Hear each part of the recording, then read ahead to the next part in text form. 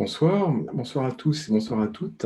Il est 17 heures au Québec et 22 heures en France métropolitaine, à Paris, où je me trouve précisément maintenant. Bienvenue, nous allons commencer cette séquence de notre programme Faire la ville avec les artistes.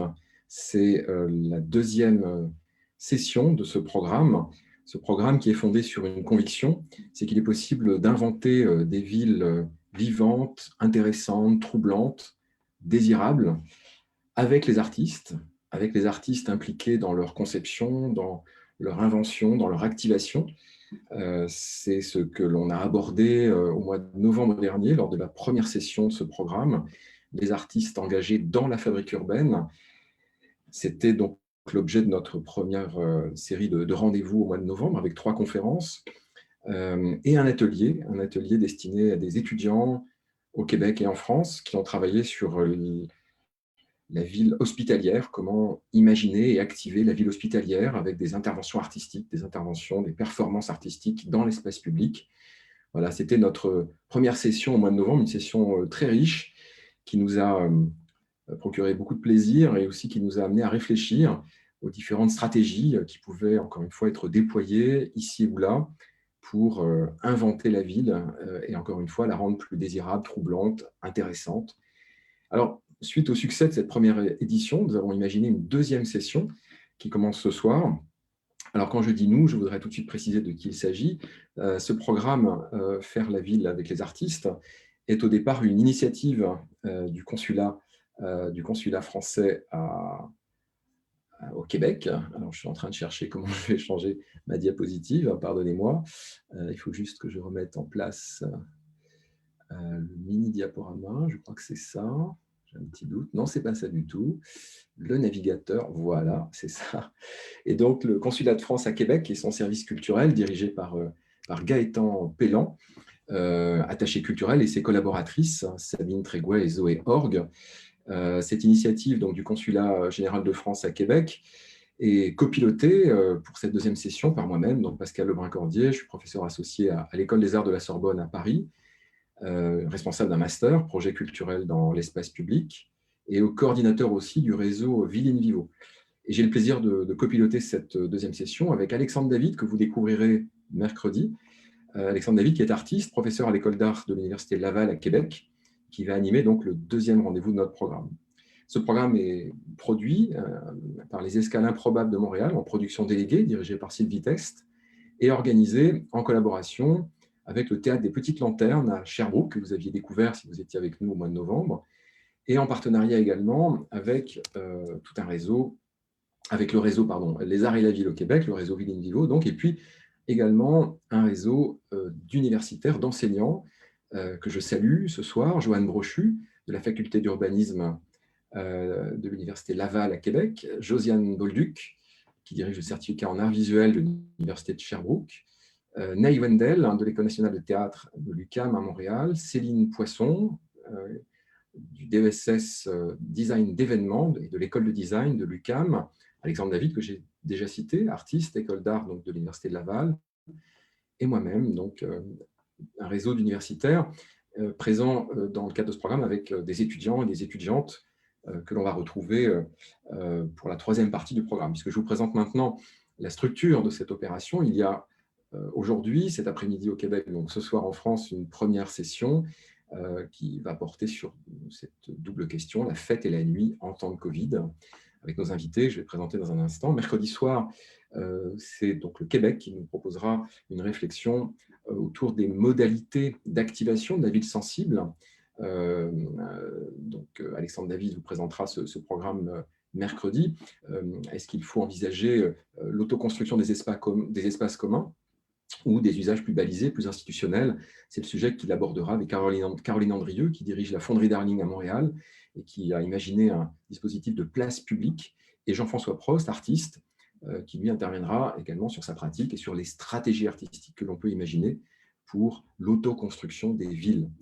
Je dirai un mot des artistes associés à cette histoire également dans 30 secondes. L'atelier créatif donc, aura lieu le 6 et le 8 avril. Il est réservé aux étudiants de l'UQAM, de Sherbrooke, de Québec et de Paris 1. Et enfin, il y a un site, le site Ville in Vivo, où vous pouvez retrouver non seulement les archives de la première partie de notre projet donc les artistes dans la fabrique urbaine.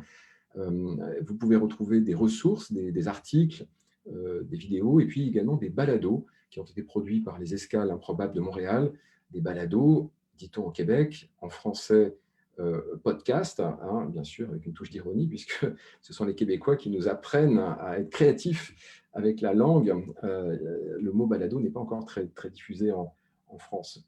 Donc, il y a 10 podcasts balado, voilà, à découvrir pour faire connaissance avec voilà, des stratégies artistiques dans l'espace public.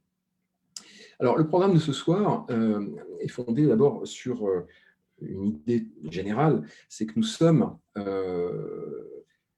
les uns et les autres dans des villes qui ont tout un ensemble de dimensions, qui ont une dimension sensorielle, une multitude de dimensions sensorielles, pardon, qui nous permettent de vivre des expériences intenses, des expériences qui nous procurent du plaisir, le plaisir d'être en ville seul, d'être en ville avec les autres. Et ces expériences sensorielles, elles font la saveur de l'expérience urbaine, elles intensifient notre sentiment d'existence lorsqu'elles sont accessibles. La situation de pandémie dans laquelle nous sommes plongés depuis un an nous prive d'une grande partie de cette sensorialité urbaine. Nous sommes largement anesthésiés. Nous ne voyons pas bien avec les masques. Nous ne voyons pas bien parce que notre vue est parfois limitée quand on a des lunettes, quand il y a de la buée, mais surtout parce que nous sommes focalisés sur les risques potentiels. Notre régime d'attention est largement modifié par le climat dans lequel nous sommes et par les inquiétudes, les angoisses qui sont les nôtres lorsque nous déambulons dans la ville. Donc il y a une restriction à la fois, je dirais, physique de nos sens, de la vue dont je viens de parler, mais aussi bien sûr de nos perceptions olfactives, et puis une restriction qui est liée aussi à des régimes d'attention, encore une fois, largement perturbés. Alors, tous les sens sont affectés, le contact, nous avons une hantise des surfaces, une angoisse des surfaces, nous avons une présomption de défiance vis-à-vis des autres, et voilà, on peut dire globalement que notre expérience sensorielle de la ville est affaiblie, est perturbée, est limitée, et c'est un problème parce que du coup, notre relation à la ville est limitée à la ville fonctionnelle, à la ville des déplacements, à la ville qui nous rend service, et toute une dimension d'expérience urbaine a disparu, s'est évanouie. C'est une des questions qu'on va poser ce soir. Donc la ville sensible dont nous allons parler, c'est cette ville de la sensorialité, et cette ville de la sensorialité diminuée en temps de Covid.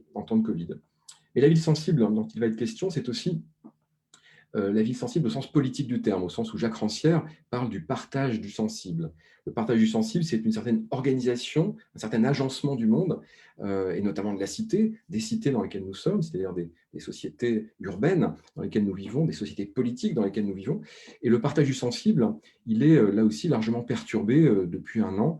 Nous sommes comme anesthésiés, non seulement sensoriellement, mais aussi politiquement, car des décisions sont prises par les gouvernements, par nos différents gouvernements, de manière parfois peu démocratique. Il y a un état d'urgence sanitaire qui amène les gouvernements à agir en contournant les parlements et parfois en chloroformant la vie démocratique. On l'a vu en France. Lors du premier confinement, où des commerces ont été déclarés non essentiels, ce qui a provoqué de vives réactions de toute une partie de la population, je pense aux librairies. D'autres pays avaient fait d'autres choix. Et donc, ces décisions qui ont été présentées comme relevant de l'évidence, étaient en fait largement arbitraires et politiques. Et voilà, et cette difficulté finalement à gouverner de manière démocratique en temps de crise sanitaire, elle pose des questions que l'on va aussi aborder ce soir avec nos invités. Nous allons donc interroger la ville sensible aussi au sens de Jacques Rancière, au sens politique, encore une fois, au sens politique du terme sensible, au sens où Jacques Rancière l'emploie dans ses différents ouvrages.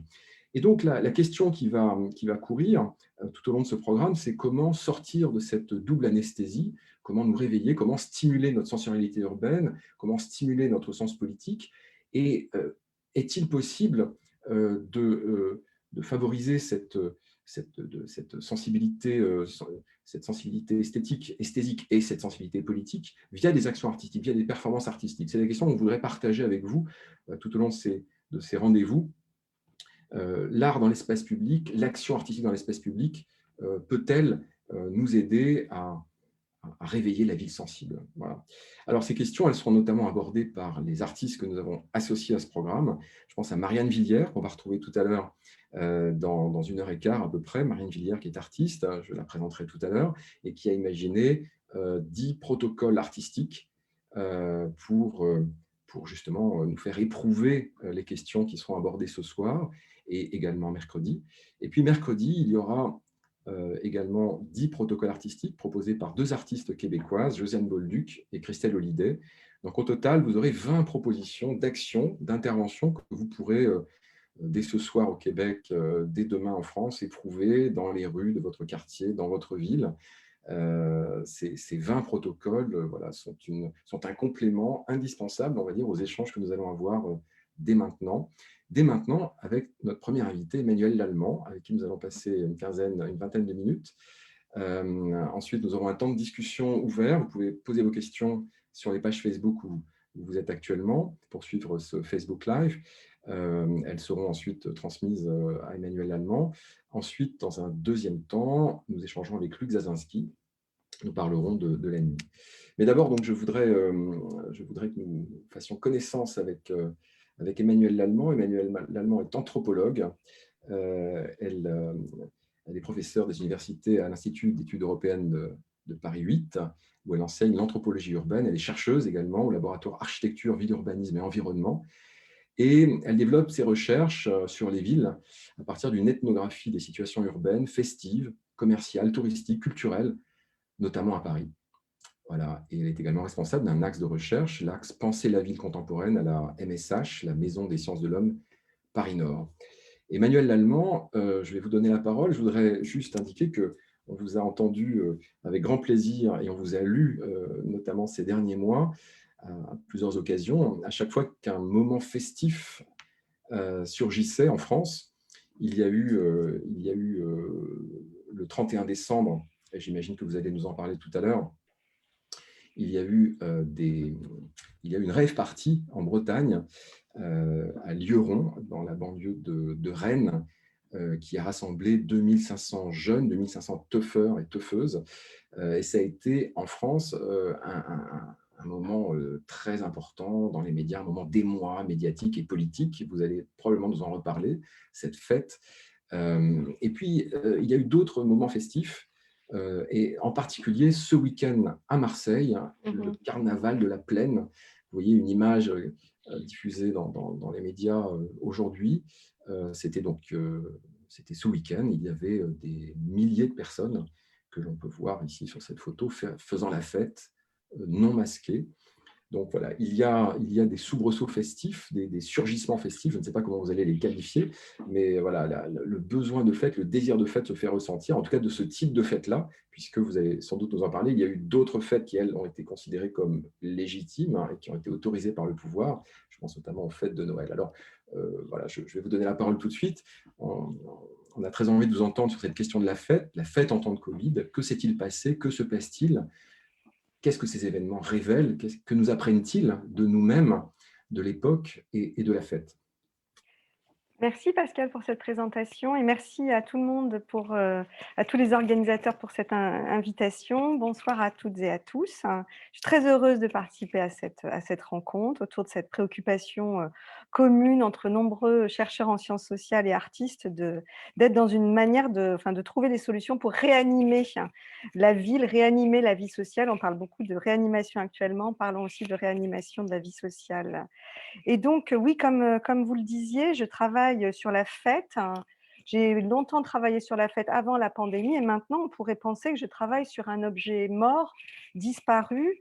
Vous parliez de ville anesthésiée. C'est vrai que c'est un objet qui actuellement est peu vivant.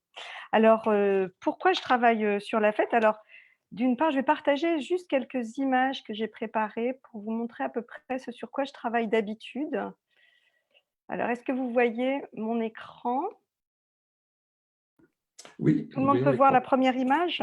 Voilà, moi, parfaitement. ce qui m'intéresse en tant qu'anthropologue, anthropologue de la ville, c'est de montrer justement la fabrique festive de la ville, la fabrique festive des espaces urbains, mais aussi des temps urbains, évidemment. Et c'est vrai que ces liens entre fête et ville sont anciens, ils ont déjà été beaucoup étudiés, mais moi j'avais envie depuis quelque temps de réouvrir un peu ce dossier, d'essayer de comprendre effectivement la fabrication de la ville par ces pratiques événementielles, éphémères, festives, qui se trouve évidemment à Paris, mais aussi dans toutes les grandes capitales mondiales, prises évidemment dans une logique de concurrence territoriale forte, d'attractivité, d'image, dans le contexte de la globalisation.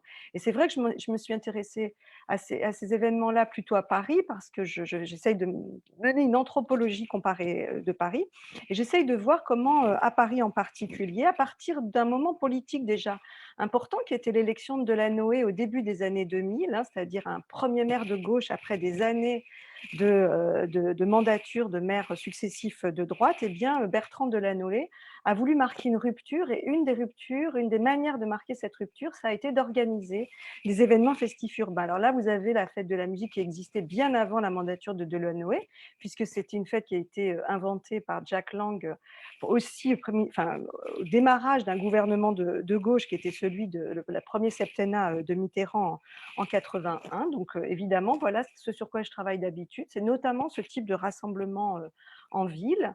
Mais vous voyez qu'il peut y avoir d'autres types de rassemblements, sociologiquement aussi très différents. Là, il y a ce grand pique-nique en blanc qui était auparavant organisé à Paris, plutôt dans le quartier, on va dire, des Tuileries, le grand pique-nique en blanc, mais aussi des événements qui sont liés aussi à cette mandature de Delanoë à Paris, qui sont les Nuits blanches à Paris. Là, vous avez l'édition qui était juste avant celle de la pandémie, qui était l'édition de 2019, d'octobre 2019.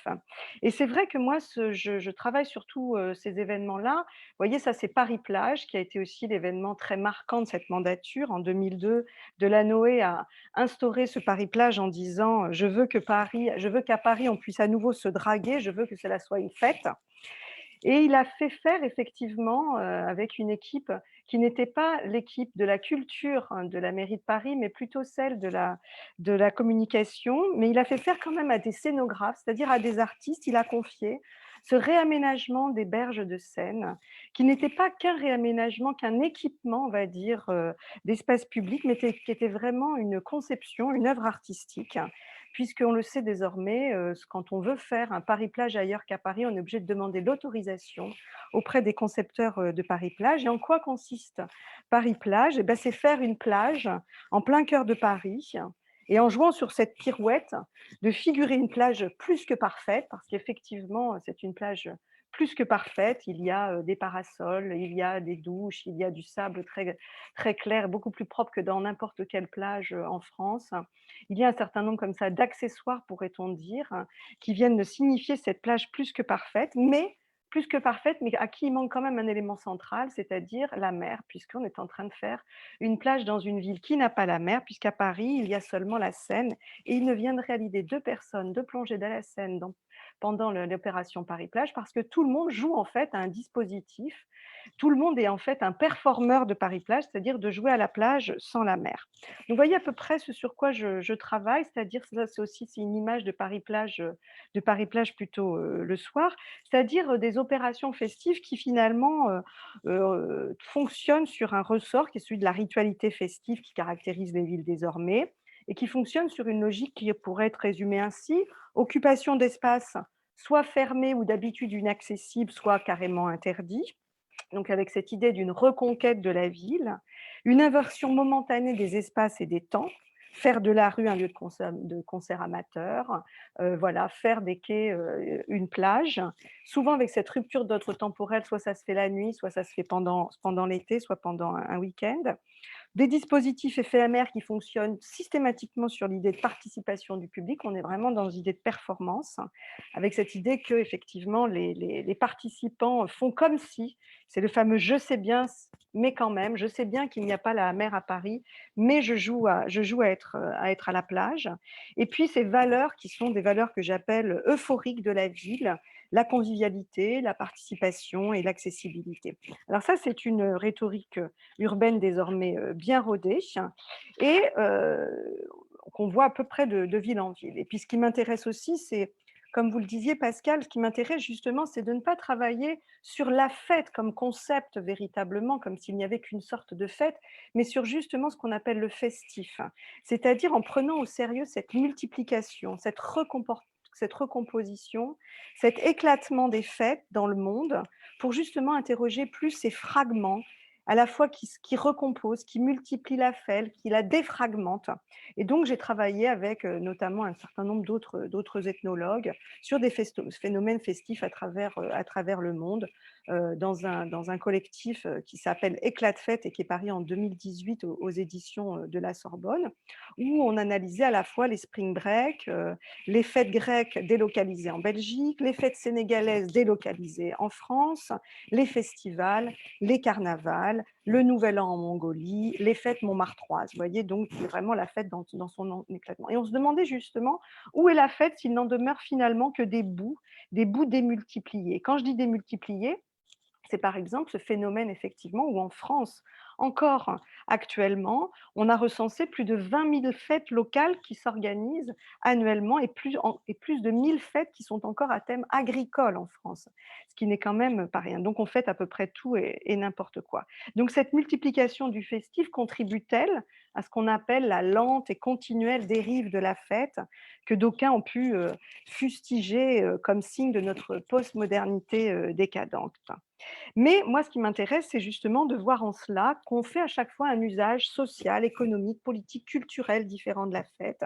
Et selon le contexte socio-historique, eh bien, ces fêtes prennent des valeurs différentes et on le voit à chaque période. Et voilà donc une photo qui montre à quel point, à un moment, cette sociabilité festive, l'occupation des espaces publics par cette convivialité festive, elle a été érigée il n'y a pas si longtemps que ça à partir des années 2015, qu'on appelle les années post-attentat à Paris. Elles ont été érigées justement comme une sorte de valeur culturelle, une valeur où on devait se dire effectivement, nous sommes le fameux «je suis en terrasse» pour montrer que non seulement on n'a pas peur, mais qu'en plus on érige cela en mode de vie, on érige cela vraiment en valeur commune de la ville de Paris. Eh bien, si je vous montre ça, c'est parce que voilà, nous sommes 5 ans plus tard, enfin voilà, 2020, et maintenant on a plutôt ça à Paris, c'est-à-dire ces campagnes faites par la mairie de Paris où là vous avez le compte Instagram d'Anne Hidalgo, qui montre qu'au contraire là il faut rester chez nous et que là la fête sur la photo de droite, donc restez chez nous sur la tour Eiffel, sur la photo de droite, eh bien voilà, il faut faire la fête certes, mais la fête qu'on appelle au balcon, la fête chez soi, la fête en musique au balcon, aux fenêtres, pour justement à la fois se voir entre voisins, mais aussi pour remercier le personnel soignant pour cette période de pandémie. Donc, voyez le contraste entre voilà, ce slogan «Je suis en terrasse, je suis parisien, je suis en terrasse et j'occupe ces espaces» et là, cette pandémie qui a vraiment totalement bouleversé les choses puisqu'actuellement l'idée effectivement est plus de rester chez soi.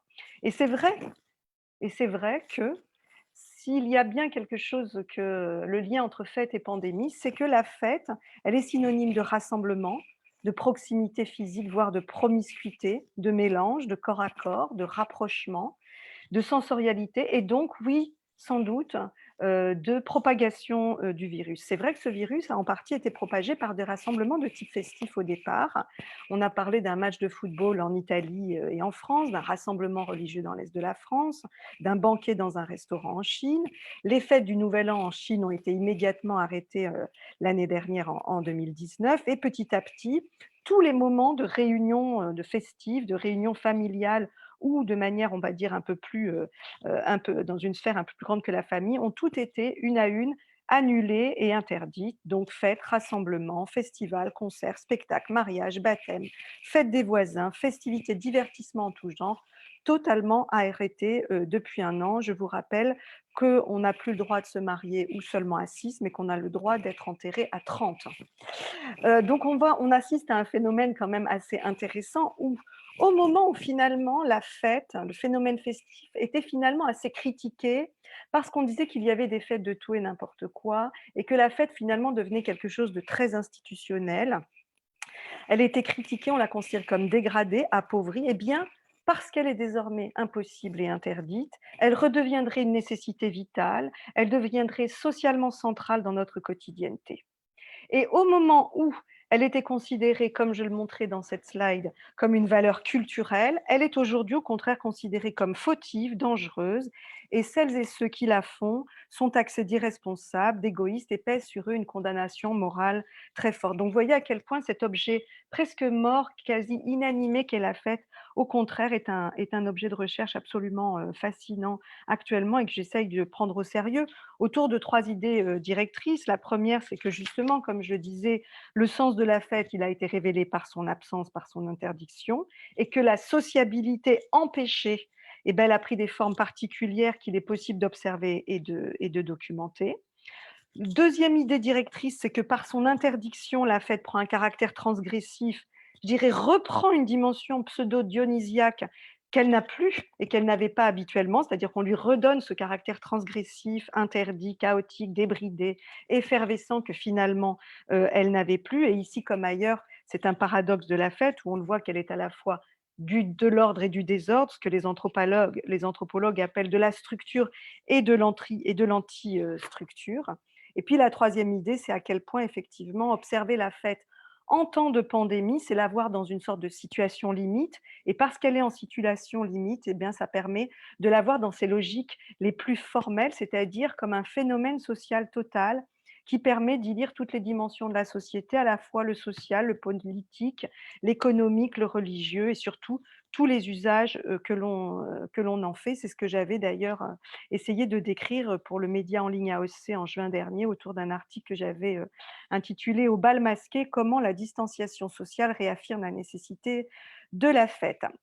Alors justement, ces formes de sociabilité festive en temps de pandémie, c'est ce que je vais essayer de vous montrer brièvement.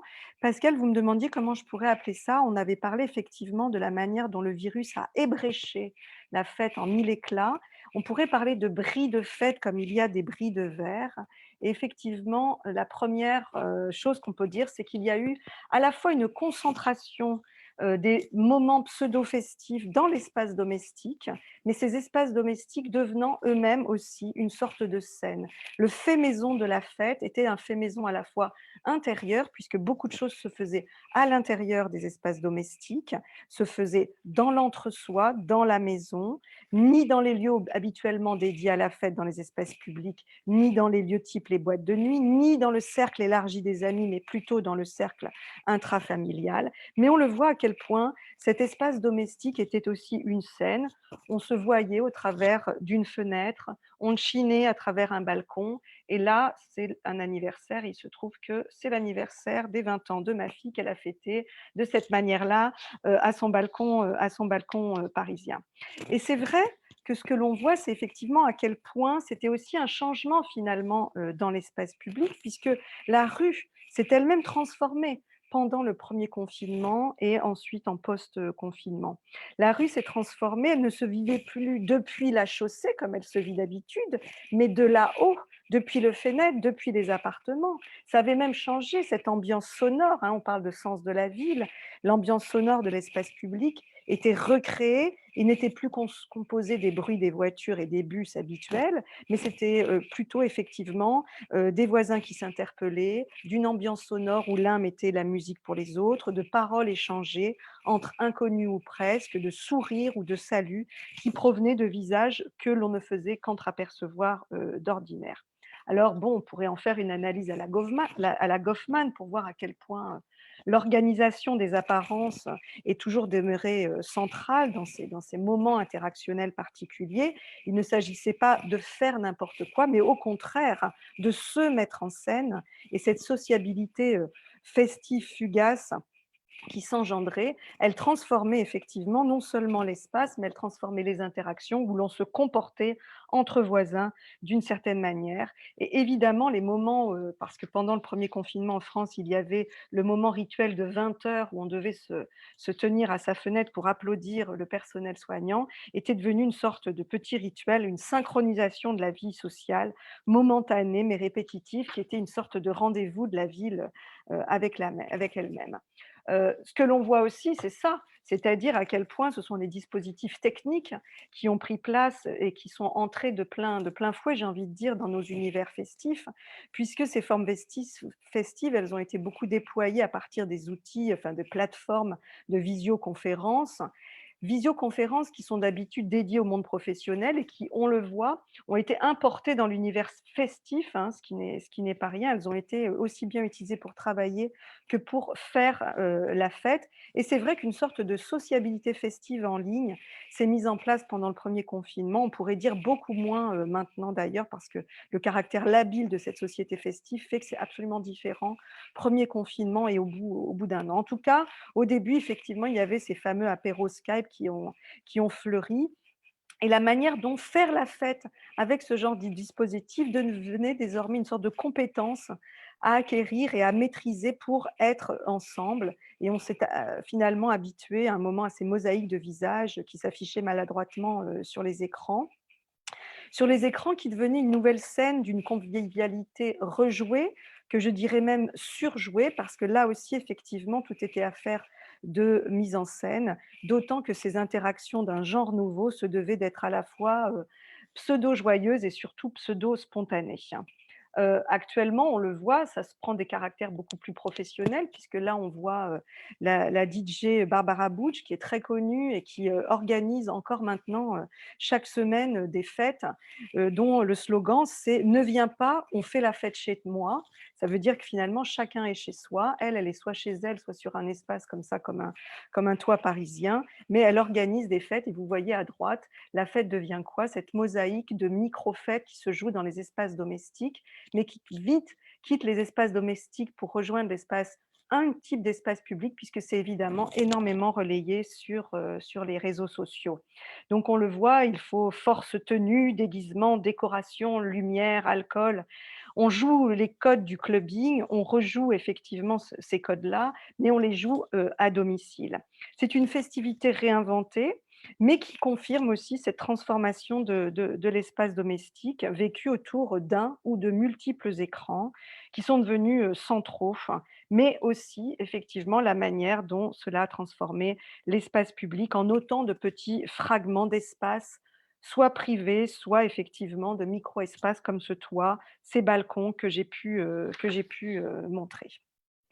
Alors la fête en temps de pandémie, et Pascal le disait, c'est aussi une manière je dirais de rejouer une pseudo-transgressivité de la fête et un caractère politique sur lequel j'aimerais terminer. Il y a une sorte de paradoxe pour moi que met en évidence ce phénomène festif en temps de pandémie, c'est qu'on sait effectivement que la fête n'est jamais quelque chose de spontané, n'est jamais qu'un jeu libre et joyeux, elle n'est jamais totalement en dehors de la sphère du politique, mais là on voit qu'elle a pris un caractère franchement politique et un traitement très politique. Pourquoi? Mais parce qu'il y a un grand contrôle social qui se fait actuellement sur les fêtes, un contrôle certes sanitaire, sans doute très légitime, mais qui au-delà du sanitaire est un véritable contrôle social. Je vais vous montrer une photo. Ça, c'est une photo qui a fait grand bruit au moment du premier déconfinement en France. On est à Montmartre, entre Barbès et Montmartre, disons, dans le 18e arrondissement parisien, et des habitants ont fait une sorte comme ça de bal plus ou moins improvisé pour fêter le déconfinement. Et évidemment, ça a fait le tour de la presse en France pour dire à quel point ces gens étaient absolument irresponsables, ces bobos qui ne pensaient qu'à une chose, qu'à danser. Et c'est en tant que tel qu'a commencé cette condamnation morale très très forte des fêtes, notamment dans l'espace public.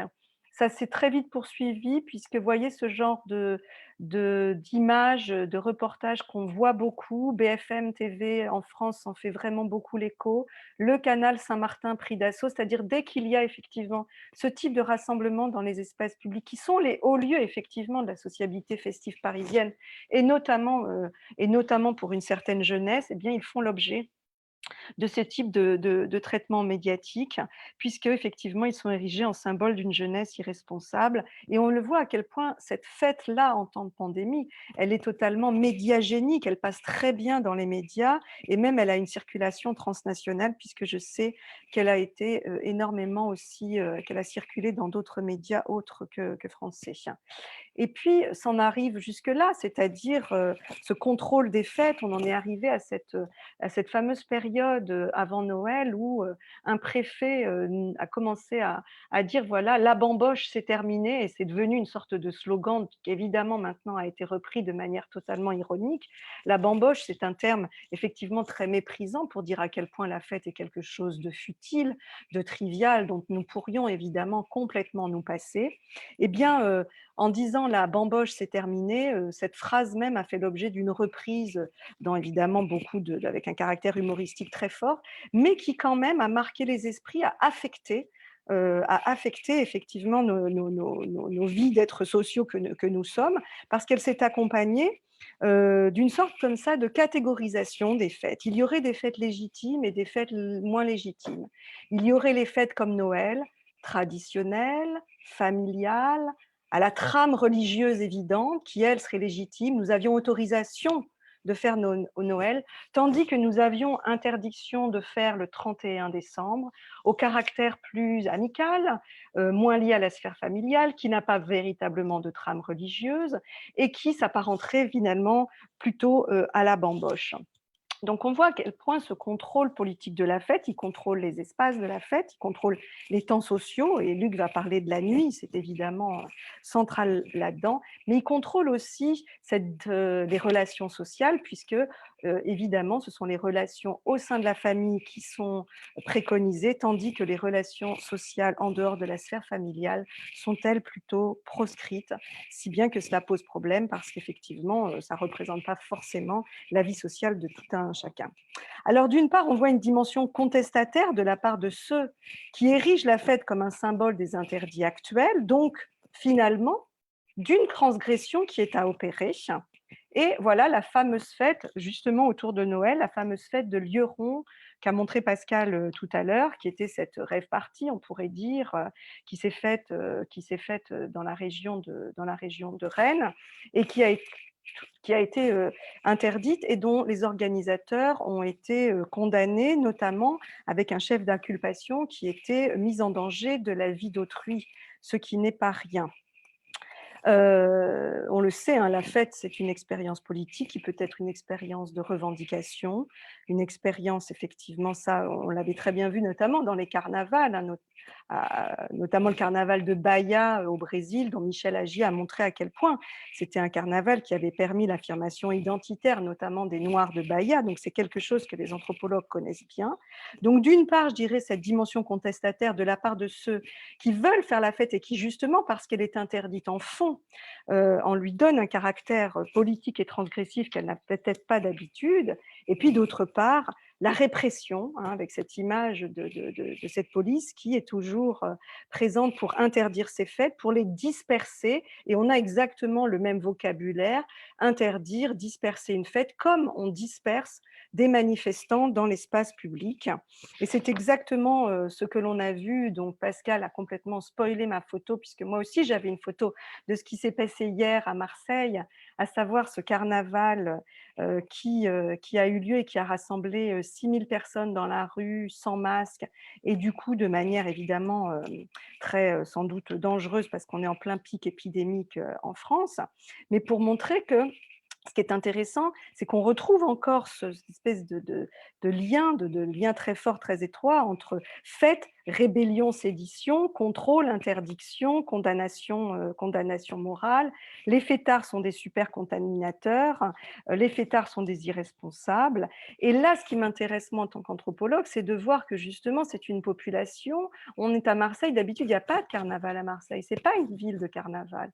Mais là, ils sont allés chercher la forme carnaval dans ce qu'elle a de plus caricatural, je dirais, parce que le carnaval, c'est toujours quelque chose finalement qui se montre comme étant chaotique, débridé, effervescent. On est vraiment dans la pulsation festive, mais en même temps, tout le monde sait qu'un carnaval, il n'y a rien de plus organisé d'un point de vue spatial, d'un point de vue temporel. Ce sont des associations qui gèrent avec un contrôle, un autocontrôle qui se fait. Et là, on va chercher la forme justement la plus caricaturale, la plus cliché du carnaval. On rejoue des codes finalement assez éculés du carnaval, la beuverie, le chaos, pour peut-être effectivement montrer qu'on est dans cette forme de passage à l'acte qui est à l'horizon toujours des fêtes, faire vaciller le pouvoir. Mais aussi, je dirais, c'est toujours très intéressant d'avoir ce type d'événement pour un pouvoir, puisque rien de tel qu'un carnaval comme celui-ci, rien de tel qu'une fête avec un tel désordre pour montrer de quel côté est l'ordre et de montrer qu'effectivement un gouvernement, il est là pour rétablir l'ordre et qu'il le fait justement en dispersant ce carnaval ou en condamnant ceux qui l'ont organisé. Donc voilà, j'espère pas avoir été trop longue, mais je me dirais que dans un monde qui est de toute façon chaotique et désordonné, les fêtes sont un symbole du chaos et peut-être du désordre, voire de la dangerosité. Mais finalement, l'idée n'est pas tant pour moi de montrer que la fête, on veut tous la faire, mais là où on en fait tous, c'est on en fait tous un usage symbolique, soit pour la contrôler, soit pour s'en servir justement dans une pratique plus transgressive qu'on le ferait d'habitude, soit pour l'ériger, soit en valeur, soit en condamnation morale. Donc non pas que tout le monde faisait la fête auparavant, mais là maintenant on est sommé de se positionner pratiquement par rapport au phénomène festif et du coup, je dirais aujourd'hui comme hier, les sociabilités festives, elles nous disent un peu, ce que nous sommes, ça nous révèle les imaginaires modernes du rassemblement, notre rapport à la ville, aux espaces de la ville, à l'ordre, aux dispositifs techniques, au régime de l'euphorique et du dysphorique, mais aussi aux inégalités, spatiales, et sociales. Et vraiment, pour vraiment conclure, je dirais que précisément parce que je pense que l'incertitude caractérise notre monde contemporain, parce que vraiment l'état des situations que nous traversons semble perpétuellement provisoire, et bien l'ambivalence de la fête se fait encore plus jour que d'habitude. La fête, elle démembre l'existant autant qu'elle vient le restructurer. Voilà ce que j'avais envie de dire ce soir sur la fête. Et je vous remercie de votre écoute. Merci Emmanuel pour cette brillante analyse de ces éclats festifs. Merci pour ce parcours et toutes ces réflexions. Alors, j'espère qu'elles vont nous permettre d'engager une discussion transatlantique. Nos amis québécois peut-être ont des remarques, des contributions suite à votre intervention. N'hésitez pas à intervenir. Donc, sur les pages Facebook, nous allons transmettre toutes vos questions et remarques. J'invite aussi Luc Gzazinski et Marianne Villière, que vous écouterez un peu plus tard, à intervenir maintenant, si elle le souhaite, s'il le souhaite. Sinon, ma proposition, parce qu'on ne m'a pas transmis de questions, ce serait qu'on donne la parole tout de suite à Luc Gzazinski. Luc est géographe. Bonsoir, Luc. Géographe, donc professeur à l'École nationale supérieure d'architecture de Toulouse, chercheur également, et puis impliqué auprès des professionnels de la nuit et de la fête de différentes manières, par des tribunes qui ont été publiées dans les médias français, mais aussi en tant que président du conseil scientifique de la plateforme de la vie nocturne, dont Luc, tu vas nous parler, je pense, tout à l'heure. Luc Gzazinski a publié de très nombreux articles et ouvrages sur la question de la nuit, mais aussi sur les temps d'une manière plus générale et les rythmes urbains, notamment la rythmologie. Voilà, plusieurs ouvrages dont vous trouverez les références sur la page Facebook et sur le site Ville in Vivo. Alors, Luc, quel regard portes-tu sur les questions qu'a abordées Emmanuel Lallemand, les questions du festif, aujourd'hui en temps de Covid, et plus largement sur la question de la nuit? Comment, finalement, cette crise, par le prisme de la fête et de la nuit, révèle-t-elle l'état de nos villes et l'état de nos sociétés?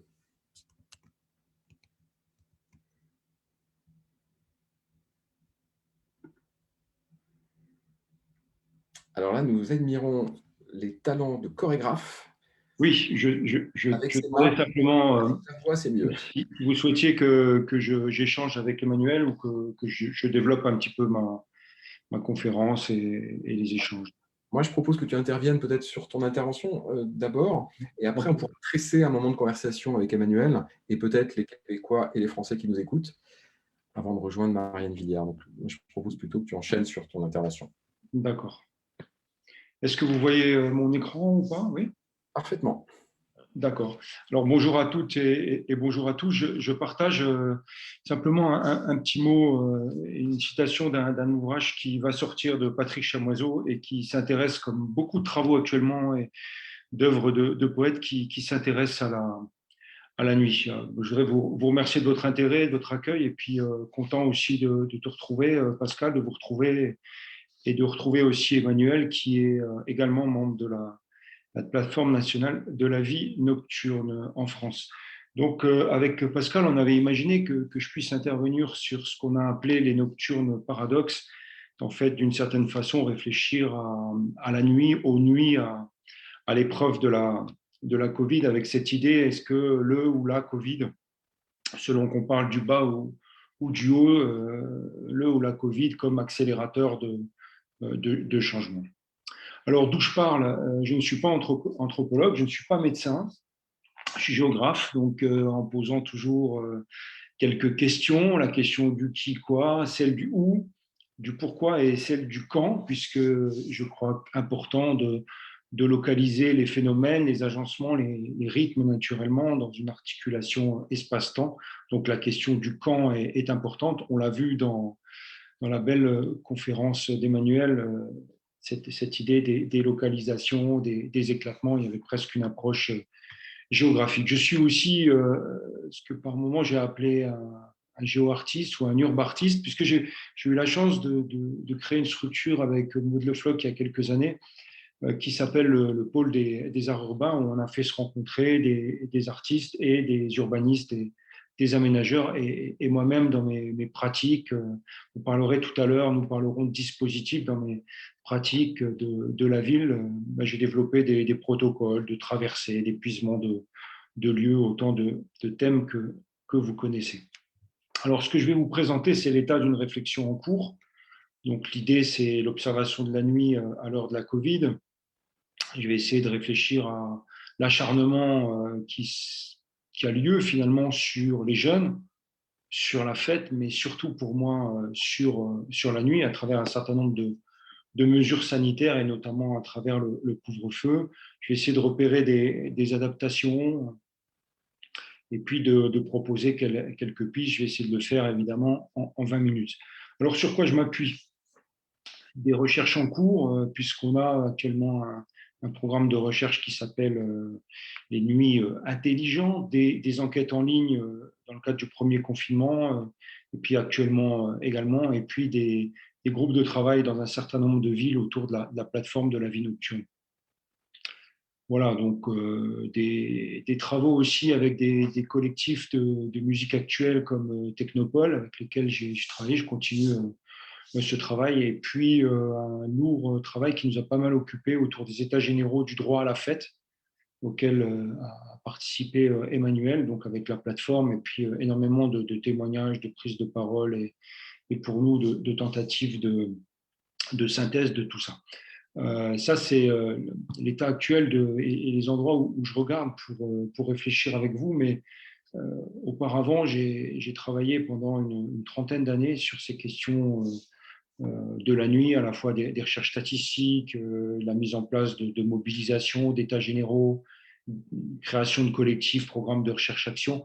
Tout à l'heure, Pascal le disait, souvent en connexion avec des structures de la vie politique, des associations, des collectifs. Moi, je crois qu'il y a un devoir de cité. C'est Lucien Febvre, l'historien, qui parlait de devoir de cité pour le chercheur. Je crois qu'il a un devoir de cité, notamment dans des situations de crise. Donc, j'essaie d'exercer ce devoir de cité. Donc, ces approches aussi de la nuit, au-delà des approches statistiques et quantitatives, j'ai essayé de l'approcher la nuit à partir de traversées nocturnes, des approches sensibles, puisque c'est le thème de ces séminaires, des approches sensibles, et notamment des traversées de villes la nuit, et puis également, pour aller au bout de la réflexion, la mise en place d'un certain nombre de dispositifs, parce que j'estime que dans la position du géographe urbaniste que je suis ou de l'aménageur, une des capacités de mesurer la qualité ou l'importance de ce qu'on peut faire, c'est peut-être dans les publications scientifiques, mais c'est aussi dans l'action. Alors, je suis parti d'un certain nombre d'intuitions par rapport à la nuit. D'abord, évidemment, quand j'ai démarré mes recherches, première intuition, c'est qu'il y avait une vie après le jour. La deuxième, c'est que la nuit avait beaucoup de choses à dire à la fois au jour, à la ville et au futur, et que dans la nuit, on pouvait repérer un certain nombre de signaux faibles. Donc, en gros, d'une certaine façon, en écoutant Emmanuel Allemand, j'ai l'impression que j'ai trouvé dans la nuit un moteur, un champ de tension qui me permet de lire l'organisation actuelle de la société comme elle le fait, elle, plus spécifiquement peut-être à partir de la fête. Troisième intuition, c'est le fait que l'espace public, au double sens politique, d'espace public au singulier et des espaces publics au sens de l'urbanisme, avait un rôle important à jouer. On voit aujourd'hui ô combien important il est devenu. Et quatrième élément, peut-être le fait que la crise a toujours deux faces. Évidemment, elle est un problème, mais elle peut aussi constituer une opportunité. Avant de tirer quelques pistes et réflexions par rapport à la nuit et aux travaux que je suis en train de mener, simplement un rappel qui est en résonance avec l'introduction tout à l'heure de Pascal. Le premier, c'est un certain nombre de choses auxquelles je crois, qui sont à la fois des hypothèses de travail et désormais des convictions. D'abord, le fait que la ville, c'est un lieu de maximisation des interactions. C'est ça, la ville. Tout à l'heure, on parlait de Goffman. La ville, pour moi, c'est ça, c'est le lieu de maximisation des interactions.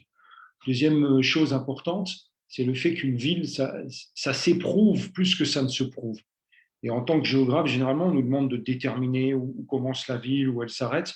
Et en fait, dans la réalité, on sent la ville avec tous ses sens, et notamment la nuit où la vue diminue, on est enveloppé. Et on sent aussi la ville comme à travers la marche, puisque nous sommes des bipèdes, et on voit l'importance aujourd'hui de ce retour, d'une certaine façon, de la ville. Et je crois aussi que dans la société, la nuit est un moment particulier de cette rencontre. Quatrième élément, je crois que l'homme n'est pas qu'un homo economicus, mais c'est aussi un animal social et politique. Donc ces quatre éléments ont été fortement impactés par la crise sanitaire, et ils ont des conséquences qui sont à la fois économiques, sociales et psychiatriques. Alors, avant d'aller à la nuit d'aujourd'hui, j'aimerais revenir à ce qu'était la nuit avant la Covid et ce que j'ai pu déceler et repérer. D'abord, la nuit, c'était un espace qui avait été colonisé de façon progressive par les activités, avec une accélération de cette colonisation à partir des années 90. Et la nuit dont on parle, la nuit des métropoles, notamment, c'est quelque chose qui est réduit à 3 heures dans la vie, dans l'organisation d'une ville. C'est-à-dire, si on définit la nuit comme un creux dans les activités, c'est effectivement devenu peu de choses dans la vie des métropoles. Il y a eu un développement d'une économie de la nuit sur laquelle je n'ai pas venu, un développement d'une culture particulière aussi de la nuit, avec la nuit, si on la prend comme un espace-temps éphémère et cyclique, vous avez la nuit d'avant, voilà, avec des activités spécifiques, du temps libre et plus la ville de garde. Et puis, vous avez cette pression qui s'exerce avec ce temps de la nuit qui a été réduit. Donc, on a la nuit, on a autour le jour, et ici, on a ce qu'on peut appeler le non-jour, une espèce d'espace hybride. Voilà ce que pouvait être la nuit d'avant la Covid. C'était aussi un espace de liberté limitée, malgré tout ce qu'on nous a dit sur la nuit comme un espace de liberté. C'est un espace contrôlé. La nuit est réduite dans ces espaces, dans ces possibles, dans ces mises en lumière. Et puis, c'est aussi un espace d'insécurité relative, contrairement à ce qu'on peut expliquer. La nuit, c'était aussi un certain nombre de problèmes identifiés, des tensions entre la ville qui dort, la ville qui travaille et la ville qui s'amuse. Et elle s'amusait de plus en plus, notamment au centre des villes, avec aussi des pressions sécuritaires, des volontés de contrôle. Et puis, d'une certaine façon, une aseptisation, une banalisation de l'offre nocturne un petit peu à l'échelle de la planète, avec un certain nombre de problèmes posés par cette nuit qui devient à la fois symbole d'une certaine façon de la marchandisation de la nuit et d'une société libérale et d'une colonisation et une mondialisation donc, de l'espace et du temps, dont une des figures, c'est ces métastases qui cloutent la Terre, comme disait Michel Serres. Les dérives consuméristes et la récupération de la nuit par le marché, évidemment, tous les temps d'arrêt ont été colonisés par les activités, que ce soit le dimanche, que ce soit la sieste, le repas de midi, le week-end, et puis évidemment ce temps particulier de la nuit. Mais la nuit, ça a été aussi un espace d'innovation, un espace-temps de la rencontre dans une société éclatée. On l'a vu tout à l'heure à travers les fêtes, les nuits événementielles, donc cette notion de ville événementielle, les nuits blanches, les nuits des lumières dans d'autres villes, c'est quelque chose de très fort. Et puis la nuit, ça a été aussi un lieu d'invention, de nouvelles formes de gouvernance temporelle et temporaire. Moi, j'ai souvent imaginé des maires de nuit, des conseils de nuit, des parlements de la nuit. Et quand j'en parlais il y a 25-30 ans, tout le monde souriait, se moquait de moi d'une certaine façon. Donc, vous avez aujourd'hui une cinquantaine de maires de nuit dans le monde, alors qui ont des statuts particuliers. Et puis, il y a des conseils de la nuit, voire des grands conseils de la nuit, comme en Suisse. La nuit est un espace d'innovation aussi parce que on y a inventé des outils de médiation, correspondants de nuit, les chuchoteurs, les pierrots de la nuit, des nouveaux types de compromis comme les chars de nuit pour éviter les problèmes comment dire, par exemple de nuisances sonores. Mais il y a aussi dans la nuit le développement de savoirs spécifiques avec de la polyvalence et peut-être plus d'humanité. Ça, c'était, j'allais dire, les nuits d'avant. Alors, la nuit aujourd'hui comme un espace-temps particulier, cet espace-temps particulier, un petit peu comme une caricature de ce qu'est la société aujourd'hui, ça a été un espace-temps très touché en matière économique, en matière d'emploi. La nuit, c'est équivalent de 100 000 personnes à peu près qui travaillent de nuit, qui sont, disons, concernées par cette économie de la nuit. Donc un impact sur l'emploi, un impact sur la culture, sur l'animation urbaine, sur la convivialité, sur ce qui fait d'une certaine façon la vie de nos cités. Ce qu'on peut voir, c'est qu'il y a eu un ciblage de la nuit. Les mesures ont d'abord frappé les acteurs économiques et culturels. Les établissements étaient les premiers à fermer et ils seront sans doute les derniers à ouvrir s'ils peuvent encore ouvrir. Les acteurs économiques et culturels ont l'impression d'être invisibles et incompris. Ils ont vraiment cette impression qu'on ne s'est pas intéressé à eux. Pour pas mal d'entre eux, l'approche réglementaire a primé sur la reconnaissance des dynamiques locales. Il y a eu une absence de reconnaissance, le mépris pour certaines formes, notamment la scène électro, voire le métal.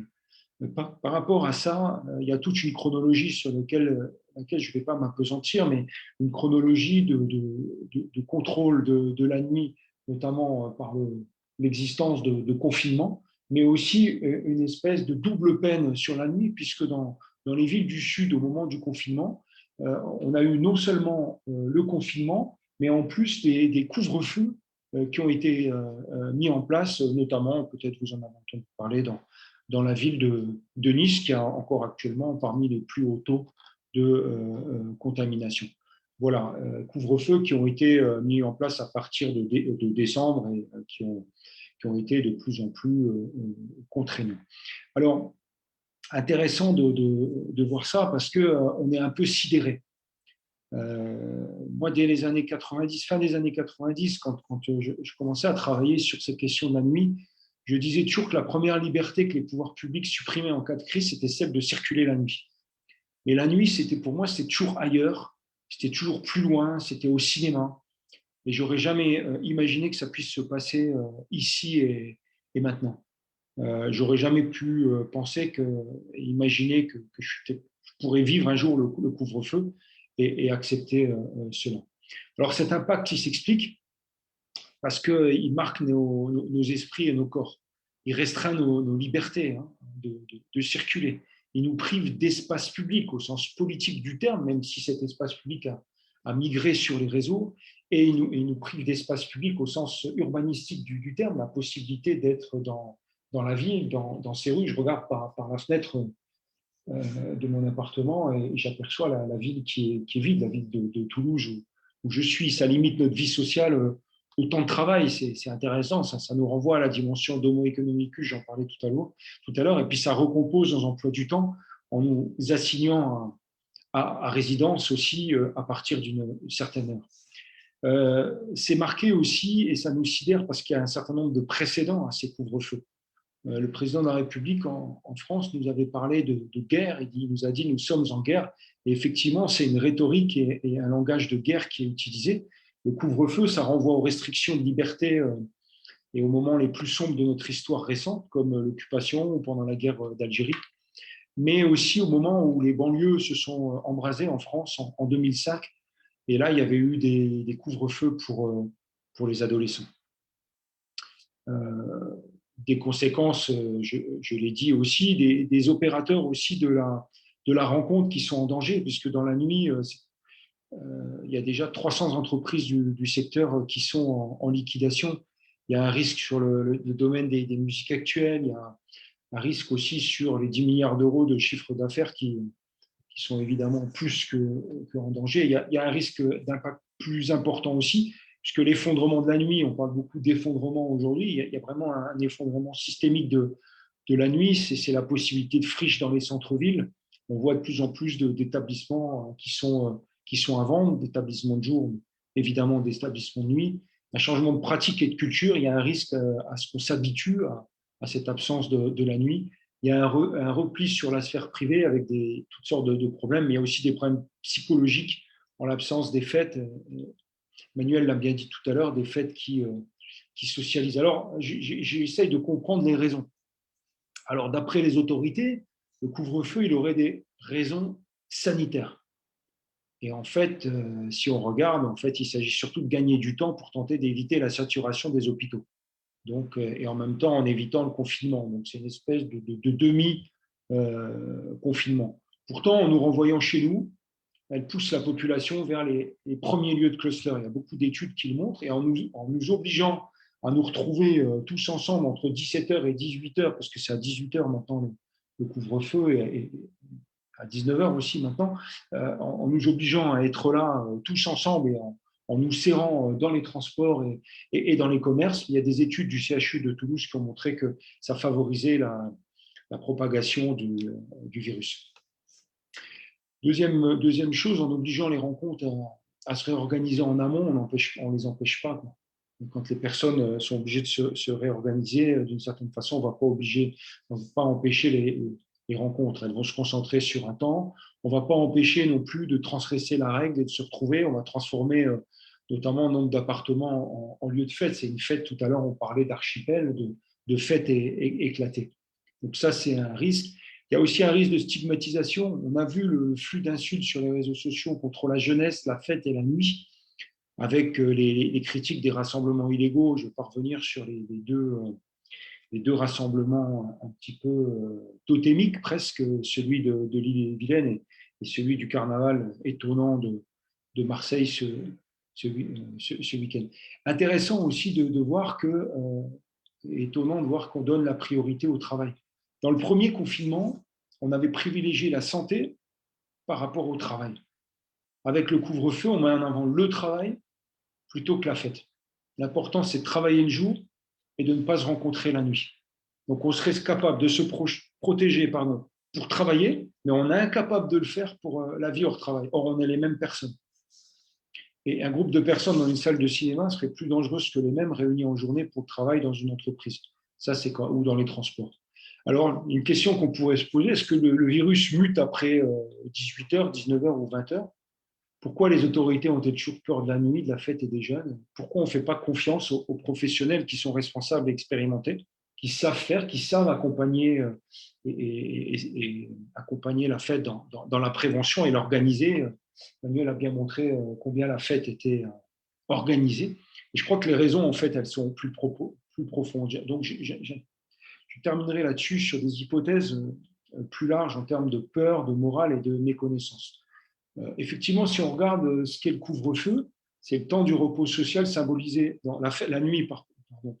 C'est le temps du repos social qui est symbolisé par le couvre-feu, l'arrêt de toute activité avec la fermeture des portes de la cité. Donc la définition même de la nuit en termes de temps social, c'est le temps du repos social et c'est celui du couvre-feu. Donc voilà, il y a quelque chose qui est toujours présent dans la tête des autorisés.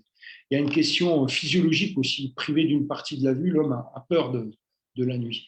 Il y a la peur d'une perte de contrôle. La nuit, c'est le temps des conspirations qui vont éclater au grand jour, c'est l'indéterminé, c'est les cauchemars, c'est de l'enfance, c'est les monstres. C'est un marquage négatif aussi, la nuit. Elle a toujours été abordée en termes de problèmes, de difficultés et de peurs. L'homme a cherché à s'affranchir de la nuit. D'ailleurs, quand on trace une histoire, on parle de la nuit des temps. Donc, au plus profond, c'est la nuit, on parle du caractère un peu sombre des cavernes. Et puis, progressivement, on va vers le jour. C'est une espèce de démarche qui nous éloigne de la nuit. Et la lumière, d'ailleurs, en anthropologie, on voit bien que la lumière du jour, elle est toujours perçue positivement. On éclaire une question, on met en lumière un sujet. Donc, il y a cette idée. Donc, ce n'est pas vraiment des réseaux techniques qui mettent en place ce couvre-feu, qui précède la mise en place de ce couvre-feu, c'est la peur que quelque chose nous échappe. C'est une méconnaissance de la nuit. Jusqu'à peu, que ce soit les élus, les techniciens, les urbanistes, les chercheurs, et regarder la ville 16 heures sur 24, comme si on pouvait passer rapidement sur 8 heures nocturnes. Au mieux, on cherchait à les contrôler. Méconnaissance aussi de la nuit, les mesures qui ont été prises, maintenant elles se territorialisent en France, mais elles ont été surtout prises à l'échelle nationale. Là, on connaît très peu finalement ce qu'est la nuit actuelle, ce qu'elle représente en termes d'économie, d'emploi, d'attractivité, de création, de culture. On a beau le déclamer, le réclamer, il y a encore une certaine méconnaissance. On ne se rend pas compte non plus des avancées qui avaient été celles de la nuit au niveau local, avec des états généraux, des diagnostics dans beaucoup de villes, des démarches de prévention, les conseils de la nuit, les maires de la nuit, puis toutes sortes de plateformes et d'écosystèmes qui existent. Alors, je voudrais terminer sur le fait que, d'une certaine façon, il y a une sorte de paradoxe avec d'un côté, et je m'en réjouis, c'est-à-dire, comme j'imagine Emmanuel pour la fête, c'est-à-dire que la nuit a été mise à l'agenda alors qu'avant elle était ignorée et ignorance. C'est-à-dire, il n'y a pas une semaine, presque un jour, sans qu'on me pose des questions sur la nuit. Avant, on souriait, au pire, on ignorait. Deuxième élément intéressant, malgré le fait qu'on étouffe la nuit, qu'on l'enferme, c'est le fait qu'il y a des mobilisations, des adaptations des acteurs pendant la crise. Les plateformes se sont multipliées, là où elles existaient, elles ont été efficaces. Il y a un certain nombre d'innovations qui ont émergé. Il y a des états généraux de la fête qui ont eu lieu, de la nuit, des manifestes, des livres blancs, des webinaires en ligne toutes les semaines aussi. Et puis, il y a des propositions qui ont surgi de la part de ces acteurs. Elles sont intéressantes. Elles n'ont pas été axées simplement sur des questions de survie économique, mais elles se sont inscrites sur le long terme et dans l'ouverture à d'autres acteurs. On a parlé d'une nuit plus éthique, on a parlé d'écologie avec des fêtes plus adaptées, j'ai même entendu des acteurs de la nuit parler d'échelle d'écosystème entre des fêtes et une nuit, disons, métropolitaine et une nuit plus locale. C'est presque la ville du quart d'heure appliquée à la question de la nuit. Ultime paradoxe, peut-être, c'est le fait que, d'une certaine façon, ce couvre-feu leur donnait un côté sulfureux et transgressif à une nuit qui était devenue une nuit banalisée, une nuit presque homogène d'une métropole à l'autre. Et le fait aussi que la nuit qui était devenue un petit peu sage est redevenue politique et transgressive. Donc, d'une certaine façon, je crois que la nuit dont il est question ici et la crise qu'elle traverse, c'est l'occasion de sortir par le haut et de prendre enfin la question de la nuit, de la culture, de ces acteurs et de ces espaces au sérieux. L'idée aussi que la ville d'après, que la société d'après, ça passe aussi par la nuit. Donc face à la Covid-19, je pense qu'il faut qu'on aborde la question sanitaire de manière globale au regard d'autres dimensions centrales, la culture et la fête. Il faut qu'on essaye de dépasser les peurs et les clichés et puis d'échapper aux réponses binaires. Et là, je reviens à l'idée d'une pensée nuitale. Je crois que la nuit, c'est une caricature du jour, donc les choses sont beaucoup plus contrastées. On repère bien plus les inégalités, l'insertion, mais aussi la forte exclusion. Et j'aime bien prendre cette expression sans lumière, pas de vie de la nuit, mais trop de lumière tue la nuit. Donc c'est cette idée qu'il ne s'agit pas d'éteindre la nuit ou d'éclairer pour la tuer ou tuer la nuit en l'éclairant, mais c'est de trouver juste milieu et voire de jouer d'une forme de paradoxe permanent et d'un rythme. Et on a une chance avec la nuit, c'est que en termes de politique publique, elle est intéressante cette nuit-là parce qu'elle est la compétence de tout le monde et de personne. Elle oblige au partenariat et au dialogue avec toutes les parties prenantes. Quand on travaille sur la nuit, il faut créer les plateformes. C'est une dimension sensible.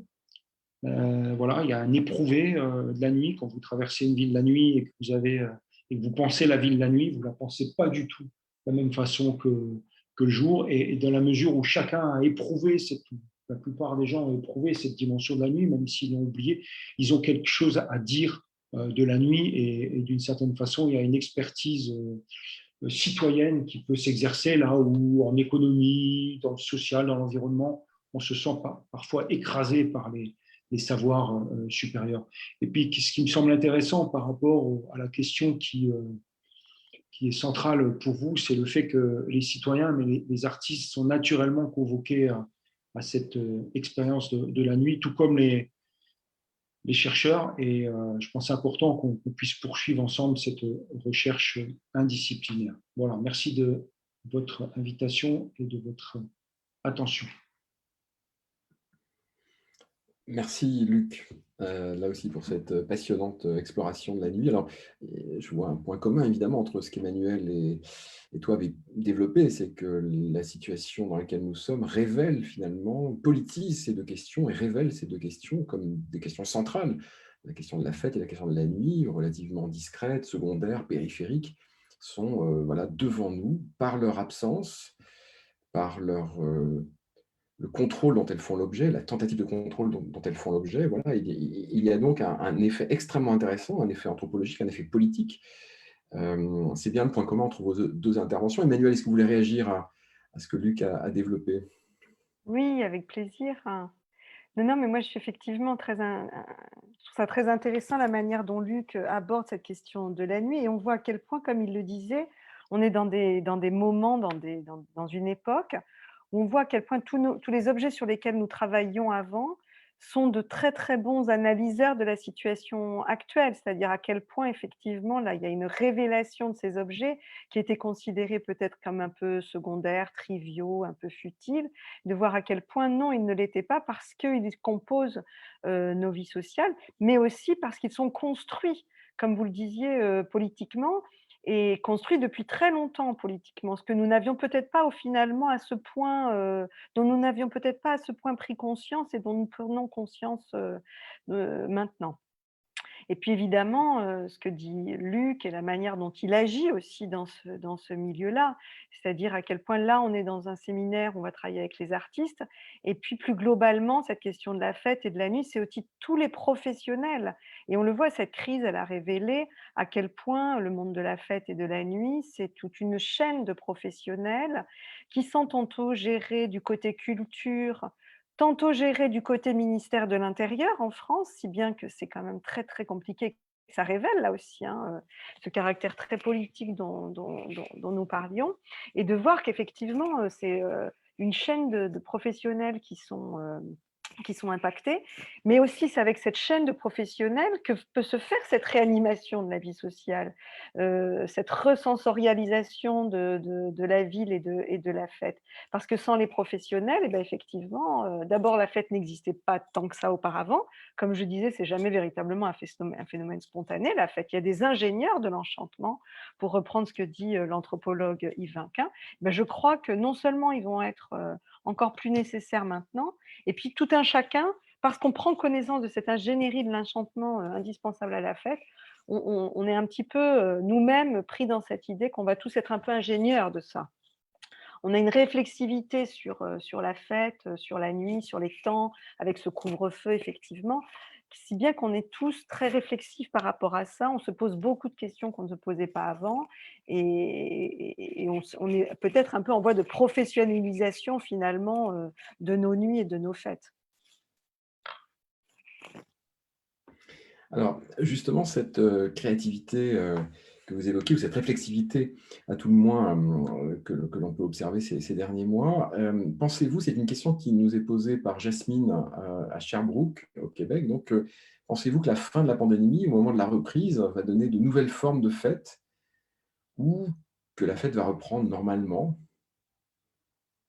Est-ce que vous avez l'un et l'autre des intuitions? Et je m'adresse aussi à Marianne Villière, artiste qu'on va entendre dans quelques minutes, qui peut aussi prendre la parole maintenant si elle le veut. Luc, je te laisse répondre ou tu veux que je…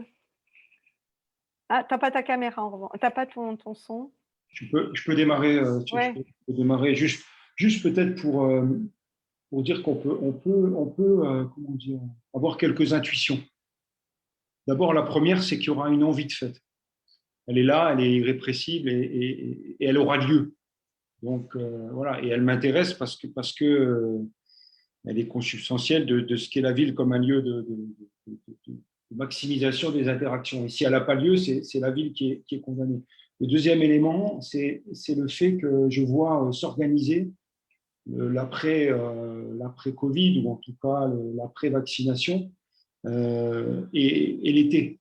Et je vois dans les villes, à Nantes, à Paris et ailleurs, s'imaginer le plein air. Donc dans les objets qui arrivent aussi, c'est très étonnant. Le confinement, finalement, met en valeur l'extérieur, le plein air. Et on a vu, il y a un guide du plein air qui vient de paraître aujourd'hui. Il est en ligne. Donc, c'est cette idée-là. Donc, la fête, en tout cas, la fête qui arrive, je crois que c'est une fête qui va prendre possession de l'extérieur, des espaces publics, et qui va se faire de façon organisée et anticipée. J'espère que ces ingénieurs de l'enchantement, moi je sais pas, je les avais appelés opérateurs de la rencontre, parce que c'est un petit peu ça, tous ces professionnels. Je pense qu'ils vont quand même être mis à contribution pour essayer de construire une fête saine et sauve, j'allais dire, mais qui serait à l'extérieur. Donc il y a une espèce d'enchantement de l'extérieur dans tous les domaines. Donc c'est bizarre, aujourd'hui, il y a même un ministre en France qui a parlé d'un confinement de plein air.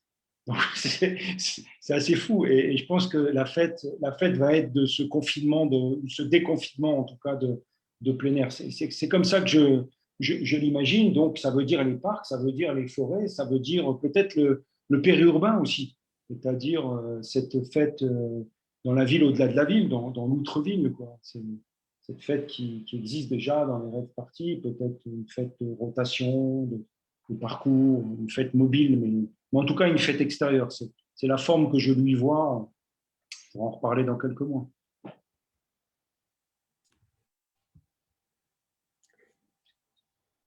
Je peux Emmanuel, rebondir peut-être, oui. allez-y, bien sûr, Oui, allez-y. oui. Oui, alors je trouve que vraiment Luc est très, très optimiste. Peut-être qu'il va y avoir quand même, il y a ce désir de fête, c'est évident. En tout cas, ce désir de retrouver une sociabilité festive, moins contrôlée de l'extérieur, et donc effectivement bricolée en extérieur, comme le dit.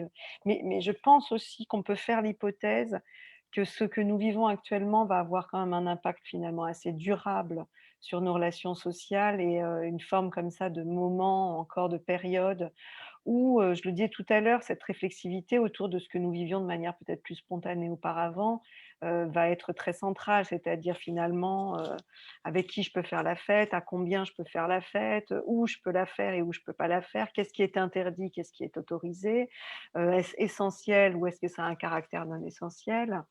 Et donc, un certain nombre de questions, tu avais une sorte de comme ça de conscience thématique de tout ce qui fait la fête, que nous n'avions peut-être pas auparavant, et qui maintenant, peut-être ne va pas désenchanter la fête, mais en tout cas va, imprimer encore nos sociabilités festives, je pense, pendant longtemps. Et puis, retrouver les lieux de la fête, on sait, nous n'allons pas tous les retrouver. Ça veut dire que nous aurons encore à faire dans nos villes au point aveugle, c'est-à-dire, ces lieux fermés. Qu'est-ce que c'est que la ville actuellement? C'est quand même des cinémas avec, qui sont murés pour ne pas qu'ils soient squattés, des bars dans lesquels on voit un intérieur où on ne sait pas si, ça va réouvrir, si c'est en travaux, ou si à l'intérieur c'est juste, un amoncellement de chaises. Oui, voilà, donc on est quand même dans ces grands absents de la ville qui vont rester peut-être pour la plupart encore longtemps encore des absents parce que tous ne vont pas réouvrir. Enfin, je ne veux pas terminer sur une note aussi pessimiste, mais je pense qu'on est quand même très fortement impacté et durablement par cette crise. Du point de vue festif aussi, hein.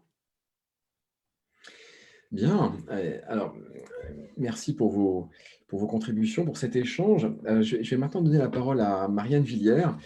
Nous sommes partis de l'idée qu'il y avait une forme d'anesthésie aujourd'hui dans nos villes, anesthésie sensorielle, anesthésie politique, mais on vient de comprendre que précisément, on est déjà sorti de cette anesthésie politique face à la question de la nuit et de la fête par la réaction des professionnels, des citoyens, par voilà, ces brèches dans l'ordre sanitaire hein, qui s'observent ici ou là. Voilà, il y a une sorte de réveil politique, culturel, on va dire, sur ces sujets.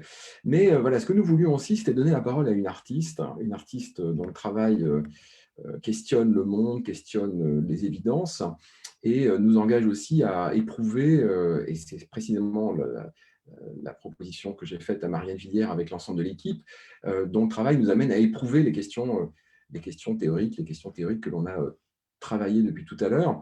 Marianne Villière vit et travaille à Nancy, en Lorraine, en France. Donc, elle a étudié à l'École nationale supérieure d'art de Nancy. Elle a étudié aussi la théorie critique à Genève, à l'HEAD. Et elle mène un travail sur les points de bascule. C'est le petit texte que Marianne Villière m'a transmis. Un travail de bascule de manière à inverser des rapports de force, à rendre perceptibles les marges, la biodiversité. Cela l'engage dans des compositions de situations, des situations contextuelles et éphémères. Voilà, donc le travail de Marianne Villière nous interroge. Et Marianne, la proposition que nous avons faite, c'est donc de nous proposer des protocoles pour éprouver la ville sensible. Alors, comment as-tu travaillé et quels sont ces protocoles que tu nous proposes d'éprouver? Alors, bonsoir, merci. Très heureuse de partager ce moment et peut-être, oui, d'échanger à la suite si on a encore le temps, de le faire. Oui, donc la pratique, que je mène est située donc et elle m'a je enfin, si je peux rebondir juste par rapport à ce qui a été dit avant, par rapport à, l'état de sidération et cetera, bah, on le vit tous et justement, c'est se dire: «Bah, si moi j'ai un rôle à jouer là-dedans, qu'est-ce que je vais inventer? Comment je peux, servir cette ré être résistante, résiliente, résistante, à travers ma pratique artistique. Comment je peux fédérer des nouvelles formes de complicité, de manière de nous relier, comment je ce lien social qui comment dire? Se volatilise un peu avec nos masques, se coupe et cetera. Comment trouver des manières de l'attiser, de le réamorcer, en fait? Donc au-delà des anecdotes personnelles, bon, j'ai pas trop le temps du coup d'y revenir là-dessus, mais encore une fois avec ce disco drone, la boule à facettes surmontée d'un drone, l'idée m'était venue après avoir été au Badaboum, donc à côté du Bataclan pendant l'attentat où, qu'est-ce qu'on fait quand on est enfermé dans un lieu où on danse et que des gens dans de la même rue se font tuer? Il y a un état comme ça de sidération, je pense qui a généré, donc cet objet, mais qui bon, bref, on est ici plutôt pour partager des réflexions pour, nous resensibiliser donc par rapport à l'espace public. Donc ça aussi, je peux observer la même, dynamique par rapport aux arts visuels qui s'engagent de plus en plus dans l'espace public, dans l'espace commun, qui vont hors les murs. Des institutions, invitent, là les artistes pour, faire des, des objets, qui intègrent l'espace urbain, de l'affichage, des drapeaux, on voit plein de formes comme ça qui peuvent émerger, donc faire exister, l'art au-delà des murs, quoi. Donc oui, par rapport au à à ce que je voudrais partager avec vous aujourd'hui et vis-à-vis de ma pratique, en fait. Pour résumer simplement, c'est se mettre au service d'une posture critique et sensible en espace public. Donc à travers, je vais proposer donc 10 protocoles, 10 pistes d'exploration, d'expérimentation. Et ce que j'aimerais proposer, c'est des axes qui pourraient intervenir dans chacun de ces protocoles. Le premier, ce serait, dans chacun de ces protocoles, être attentif aux sens qui sont convoqués au-delà de la vue, qui, à mon sens en tout cas, prédomine beaucoup notre environnement sensible, et donc être à l'écoute des textures à la fois sonores, des textures, tactiles, de ce qu'on sent. Et donc ce qu'on ressent aussi dans notre corps, se poser la question de comment on se tient. Dans un deuxième temps, c'est un travail un peu d'imagination, se dire: «Et si j'étais une personne âgée? Si j'étais un enfant? Si j'étais un» je vais faire une blague pour les Canadiens, un petit Michel, je sais que c'est comme ça que vous appelez les perce-oreilles, les pince-oreilles. Bref, un animal aussi, une hirondelle, elles vont arriver bientôt ici. Je ne sais pas aussi, au Canada si vous avez des hirondelles d'ailleurs, j'aurais dû me renseigner. Mais bref, si on était une autre forme de vie, en fait, qu'est-ce que ça voudrait dire ce protocole? Enfin, la troisième, ce serait le moment de l'analyse, d'essayer de faire converger, vos idées divergentes, ce que vous aurez observé, et ce que vous aurez imaginé pour, développer une analyse, critique de ce que vous aurez compris. Donc ça veut dire dégager ce que ça signifie en termes d'aménagement, en termes de prise sur le territoire. Donc on peut parler d'affordance, c'est des termes que j'aimerais définir, mais je n'ai pas forcément le temps. On pourra y revenir et je serai très heureuse de partager si des gens veulent prendre contact avec moi, je serai très heureuse, bien sûr. Voilà donc les 3 points et qui, à mon sens, permettent quand on en prend conscience, une meilleure circulation des imaginaires. C'est un terme que j'emprunte là, mais j'ai pas la référence tout de suite, et de vous mettre, au maximum dans une veille urbaine, en fait, dans cet état d'éveil, en fait. Mais chacun le vit à sa manière. J'espère donc je suis dans les temps, c'est bon? On va Oui, commencer les bien sûr, protocoles. très bien. Alors le premier va vous paraître peut-être étonnant, il s'agirait de s'arrêter. Bon, ça, j'en parle aussi dans un article paru dans Multitude, aussi qui sera mis en lien, Pascal, sur, City Lights, bref, s'arrêter et peut-être parce que l'espace public est déjà pensé comme un environnement de flux constant où on ne s'arrête pas. Maintenant qu'on porte les masques et qu'on est embué ou quoi, on n'a pas tendance non plus à s'arrêter. Donc s'arrêter et se demander peut-être à quelle altitude on est, essayer d'imaginer ou d'essayer de rejoindre le point le plus haut de la ville et le point le plus profond.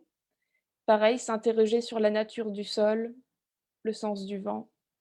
C'est une manière d'être là. En fait, c'est des petits exercices, de sérendipité aussi pour, peut-être faire que des choses vous parviennent et puissent engager des projets. C'est pas des projets en soi, c'est donc vous pouvez vous inspirer des dérives de Debord, il y a plein d'initiatives, proposées aussi par la Tourex. Vous pouvez regarder son site où il y a énormément de manières de déambuler dans l'espace public et d'explorer, donc je vous encourage à regarder dans cette direction-là. La De mon côté, Tourex, c'est le laboratoire de tourisme expérimental, c'est bien ça, hein?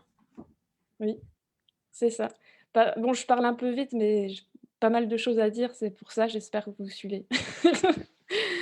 Et donc il m'a paru aussi, joyeux de vous faire chercher, je vous engage à cela, si vous me suivez, des chemins du désir dans la ville, des lignes du désir. Donc ces petits chemins qui suivent pas les trottoirs, mais qui coupent des raccourcis, on va dire.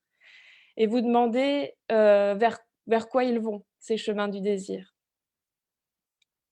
Ensuite, d'aller dans les voies sans issue, aussi, des lieux à la fois qui souvent échappent au contrôle, mais où vous êtes prisonnier en même temps. Et je me suis dit que ce serait l'endroit où vous pourriez, lancer, semer des graines, par exemple de tournesol. Où on va en mai, en tout cas, je sais qu'il y a un mouvement de guerrilla gardening, où il s'agit, par exemple, de planter enfin, de semer un maximum de tournesol. Acheter des graines de tournesol, c'est pas cher, vous les semez et peut-être que ça fleurira un petit peu partout. Par rapport au climat du Canada, je sais pas, mais je vous laisse vous renseigner sur, bref, des plantes qui seraient plus, peut-être, appropriées au lieu, bref. Ensuite, c'est pas de moi, je tire ce protocole du Coyote Guide qui est repris par Baptiste Morisot et que je trouve un prolongement de tentative d'épuisement de Pérec. Ce serait essayer de poser 25 questions à un élément de votre environnement.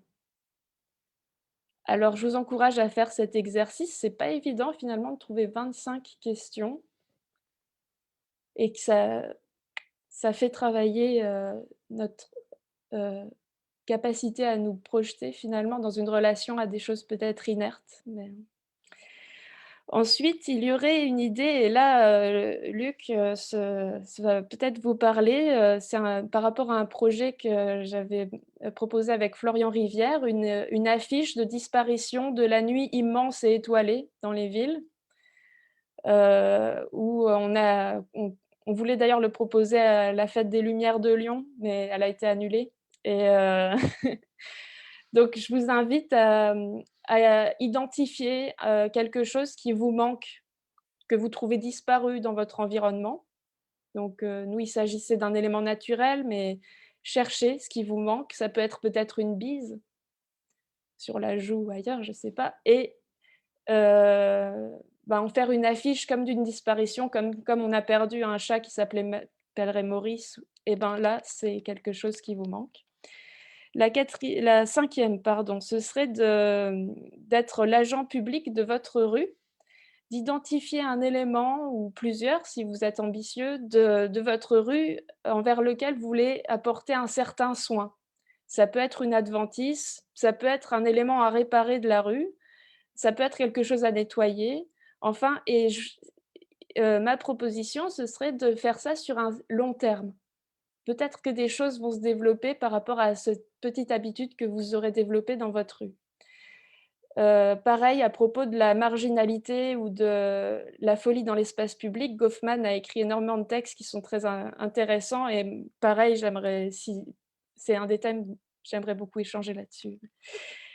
Ensuite, c'est aussi par rapport à un travail que j'ai fait, faire des anti-antisites. Là, on revient à l'hospitalité, qui est chère à Pascal aussi dans l'espace public.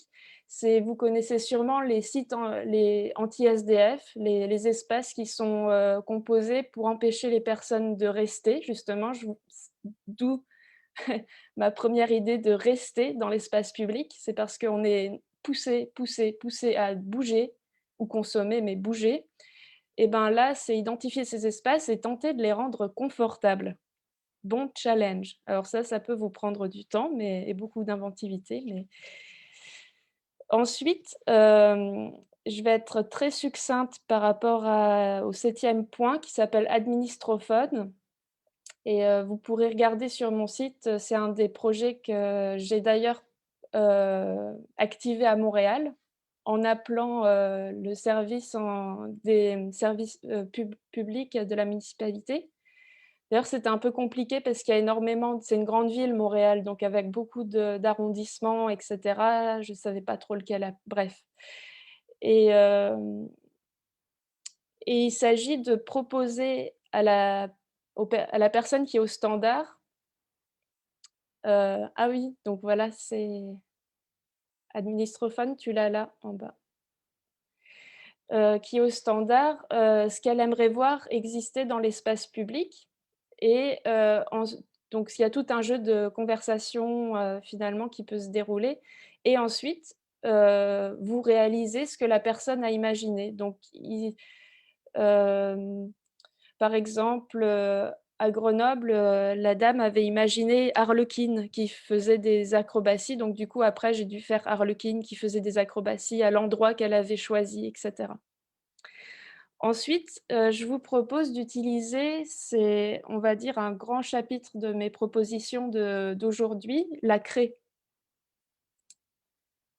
Ce petit objet qui peut paraître enfantin, mais ça, c'est par ailleurs quelque chose qui m'intéresse beaucoup dans ma démarche, c'est d'utiliser peut-être des moyens qui paraissent, naïfs, superficiels, légers pour, en fait, proposer un fond qui est un peu plus, heu,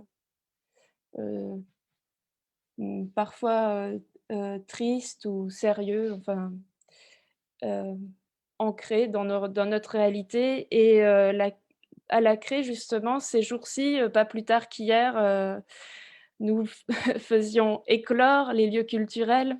Heu, L'idée c'était, donc j'invitais, au maximum de personnes à juste, témoigner de leur soutien en écrivant à la craie ce qu'ils voulaient ou en dessinant devant les lieux qui nous manquent, pour pas catégoriser de lieux et que les gens puissent s'approprier, donc je vous invite partout où vous êtes à prendre une craie et voire plusieurs, comme ça vous pourrez, faire ça à plusieurs, c'est plus sympa quoi, exprimer votre soutien envers les lieux qui vous manquent et j'ai le sentiment que ça fait du bien à tout le monde.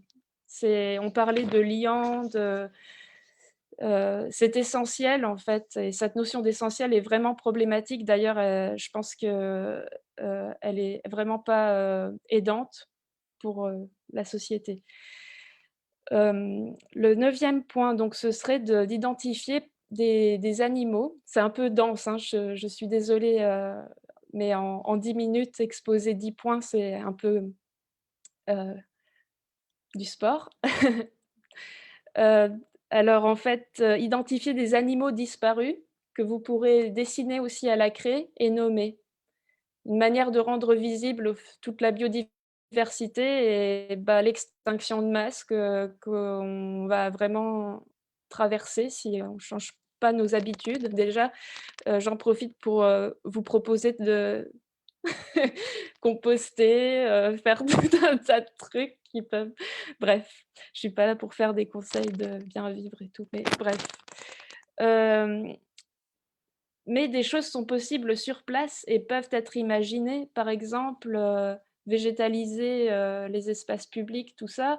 Peut-être qu'à la craie, ça peut être aussi, une manière de proposer, suggérer que des choses sont possibles, dans l'espace commun et donc aussi à la craie, pourquoi pas dessiner, heu, sur place, des plantes, voilà et enfin, une proposition qui pourrait s'articuler, à l'issue de ces 2 journées parce que, du coup, les interventions sont denses, approfondissent des points et nous posent question, à propos de certaines questions qui vous restent à l'esprit, maintenant. Ce serait de l'écrire sur les trottoirs et de poser la craie afin qu'un passant puisse répondre à votre question. Vous pouvez poser comme ça peut être aussi un début de phrase et l'idée, donc après on peut poser des concepts là-dessus. Moi j'aime beaucoup Rancière qui parle de d'énonciation collective, hem, bref, c'est une manière, d'ouvrir votre questionnement et ce qu'on échange aujourd'hui ensemble en petit comité à des gens que vous auriez pas forcément rencontrés. Et bah, voilà, après je préfère laisser du temps pour si vous avez des choses à ajouter ou Merci pour ce bouquet de propositions engageantes, hein, troublantes, stimulantes. Emmanuel et Luc, vous savez déjà avec laquelle de ces propositions vous commencerez votre journée de demain et laquelle résonne avec votre travail, ou vous semble possiblement pouvoir ouvrir des espaces tant de recherche. Moi, j'aime beaucoup l'idée de la veille urbaine, évidemment, parce que c'est très proche C'est très proche aussi de l'observation ethnographique, je dirais, hein, cette espèce de veille urbaine, la manière dont on met ses sens en éveil aussi dans la ville quand on est dans cette forme d'observation, qui n'est pas qu'une observation des interactions, mais aussi de tout ce qui fait sens dans la ville. Donc ça me plaît beaucoup. Moi, j'ai une petite curiosité, c'est quoi les petits Michel ou les… parce que je suis désolée, voilà, j'ai vraiment une question de curiosité. C'est les pince-oreilles. Enfin, on m'avait dit ça quand j'étais au Canada. D'accord, très bien. Et identifier les animaux disparus, c'est tout à fait effectivement, peut tout à fait être intéressant comme exercice. Mais pas que les animaux peut-être aussi, parce que la ville, c'est un palimpseste, donc ce n'est que des couches de disparition successives. Moi, par exemple, je m'amuse beaucoup à identifier toujours sur les enseignes des magasins, tout ce qui s'est surajouté, et comment voir au travers de cette enseigne nouvelle tout ce qui a pu être les enseignes ou les traces en fait de cette forme marchande qui était là auparavant, de cette magnifique enseigne contemporaine. On voit très bien que toujours il y a eu plein de choses auparavant. Donc c'est de toute façon toujours être à la recherche des traces dans la ville. Des prises, des affordances, justement, Ouais. des termes qui peuvent beaucoup apporter en fait aux arts visuels et à la scénographie, etc., en fait, à tout le langage qui préexiste, je dirais ça. Moi, je m'intéresse en tout cas beaucoup à la microsociologie, donc Goffman, Isaac Joseph principalement. Et vous parliez des gens qui font comme s'ils étaient à la plage. J'ai pensé directement aux dupes, aux non-dupes, en fait au régime d'engagement. Et je voudrais ajouter que les protocoles, là, ils ont l'air assez naïfs et simples, mais il s'agit vraiment de les mettre en action. Et c'est pas si évident, parce que l'espace public est un espace de jugement, un espace conservateur, en fait. Et donc, bravo déjà si vous mettez en application quelques-unes de ces propositions, parce que c'est pas facile. Moi, je trouve intéressant ce que vous proposez. C'est vraiment en résonance avec beaucoup de jeux auxquels je me suis livré. Et le Latourex, c'est Joël Henry. Joël Henry, c'est un très, très vieil ami. C'est un jeune homme encore, mais c'est un très vieil ami. Et le Latourex, c'est merveilleux. Faire du nécrotourisme. Je vais vous raconter une petite anecdote par rapport à ça. Dans les jeux auxquels se livre, donc c'est à la fois la pataphysique, c'est à la fois le lipo, c'est un mélange c'est à la fois les situationnistes, comme une histoire à Strasbourg. Dans les jeux auxquels je me suis livré avec Joël Henry, il y a ce jeu de se donner rendez-vous dans une ville, mais de ne pas dire où. Au bout de 2 heures, 2 heures et demie, on se retrouvait. Très intéressant. Et il y en a un qui a été politique, puisqu'on parle de politique, de sensible ce soir. C'est quand le Front National, donc parti extrémiste de Jean-Marie Le Pen à l'époque, était venu occuper le Palais des Congrès à Strasbourg. Avec Joël Henry, on a organisé ce qu'avait fait le gouvernement français quand les nazis sont arrivés, envahi la ville. L'idée, c'était d'évacuer Strasbourg. Et on avait évacué Strasbourg en allant à Kehl de l'autre côté. Voilà, pendant 3 jours, pendant le temps du congrès, on était parti avec des vieilles voitures, on était allé pique-niquer en face. Donc il y a ce jeu. Et troisième élément, c'était l'inauguration d'un musée, le musée d'art moderne. On avait fait la première inauguration avec, donc on s'était tous pris en photo dans un photomaton, d'accord. Et on était allé avec cette photo autour du cou, comme dans n'importe quelle exposition où on rentre avec son nom et ainsi de suite. Et on s'était photographié dans une espèce de mise en abîme sur le site même, et on avait fait l'inauguration avant l'inauguration du monument. Donc c'est quelque chose qui m'a toujours stimulé. Ça m'a stimulé parce que cette énergie créative et toutes les propositions que vous faites sont dans cette veine-là. Elles font bouger. D'abord, elles nous obligent à bouger dans l'espace, dans le temps, évidemment, et à éprouver la ville. Donc, elles nous sortent de chez nous, la plupart d'entre elles. Donc, ça, c'est important. Et elles font bouger les imaginaires. Mais on ne peut pas les comprendre si on ne les vit pas. Et en cela, moi, j'appelle ça de la géographie situationnelle, c'est-à-dire qu'on fait le pari que pour se former, ou pour un apprentissage, pour faire de la recherche, ou pour une action collective, eh bien, il faut être in situ. Il faut être dans notamment l'espace public. Et c'est ce qu'on dit là ensemble, à travers la crise qu'on vit et la position que j'ai eue, moi, très performative, de dire moi, je crois à la fête, au dehors et tout ça. J'ai les mêmes inquiétudes qu'Emmanuel, mais je suis du côté voilà, de l'emballement, de l'en avant et du aller au devant de soi, quoi. C'est cette formule du philosophe que j'aime beaucoup qui s'appelle Henri Maldinet, qui parle de l'exister. C'est être au devant de soi dans la rencontre. Donc cette idée de la rencontre, c'est cette idée on va créer un rythme, quoi. On va créer un truc qui va nous sortir de nous-mêmes, qui va nous sortir de chez nous, qui va nous sortir de l'isolement. Et ça, je trouve que vous le montrez très bien. Et le troisième point que je voulais évoquer, c'est le fait que d'une certaine façon, pour moi, par exemple, quand j'invente en permanence des protocoles avec mes étudiants, avec les collectifs, avec voilà, des protocoles qu'on essaye de faire de façon collective, et d'être ludique aussi, d'être sur des représentations, de permettre à chacun de s'exprimer et tout. Mais en fait, par exemple, si je reste sur le thème de la nuit, quand je traverse des villes la nuit avec un protocole, des jeux et tout, d'une certaine façon, c'est à l'heure. C'est-à-dire, ce que je fabrique, c'est une situation d'ensemble. C'est une situation pour être ensemble et pour être dehors. Et ce qui se joue, ce n'est pas le document qu'on va ramener où chacun aura noté ce qu'il a vu, ce qu'il a décrit. C'est tout ce qui va se vivre dans cette espèce d'agencement temporaire d'un collectif et d'un éprouvé, d'un mouvement, où la question de l'affect, elle est très importante.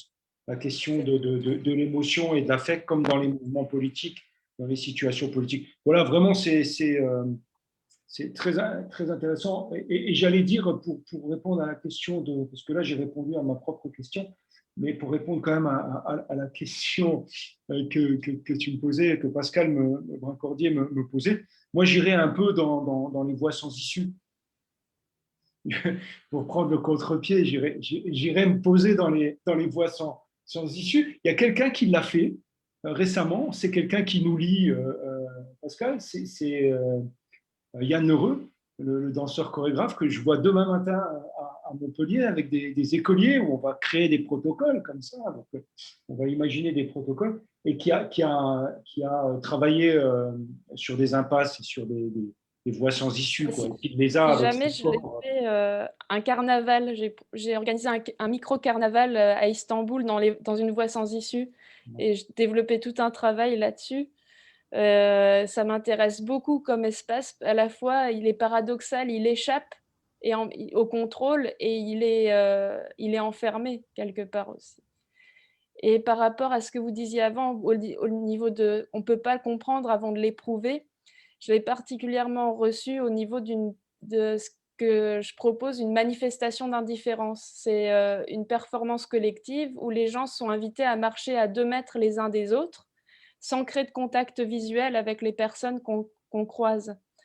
Donc, il se trouve que c'est quasiment le contexte actuel nous fait distancer nos corps de cette manière de 2 mètres. Mais bon, ça, je le proposais alors que j'étais étudiante en 2012 pour essayer déjà de provoquer en fait du répondant. Souvent, plus qu'un prétexte, des fois, c'est faire l'inverse de ce qu'on veut voir. Et moi, c'était un peu ça, c'était un cortège léthargique pour essayer de faire émerger des gens qui disaient « Mais réveillez-vous, les zombies !» et aussi, on peut pas comprendre l'énergie que suppose ce groupe, provoque ce groupe sans y être. Et selon où on se situe, c'est vraiment kinésique, c'est des choses qui se passent dans le corps et qui sont tellement importantes.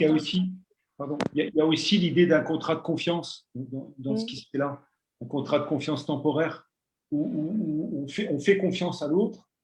Donc, c'est un petit peu l'aventure à Jean Kelevitch, quoi. C'est par rapport à l'ennui, tout ça. Mais il y a cette idée d'un contrat de confiance où on va retrouver la sérendipité, le hasard, qui est tout le contraire d'une certaine façon, me semble-t-il, de ce qu'on peut vivre sur les réseaux, en tout cas qui ont tendance petit à petit à nous replier dans des sphères, sur des thématiques. Je l'ai vu avec les Gilets jaunes. Je suis allé avec les Gilets jaunes dans un moment d'ouverture et de fabrique d'un collectif qui, et par la symbolique du rond-point et par les réseaux, s'est enfermé dans quelque chose qui interdisait les porosités, qui ne permettait plus à d'autres d'arriver. Donc, voilà, la possibilité d'une rencontre, d'une ouverture, ouais, ça c'est quelque chose de vraiment important, mais il faut la confiance.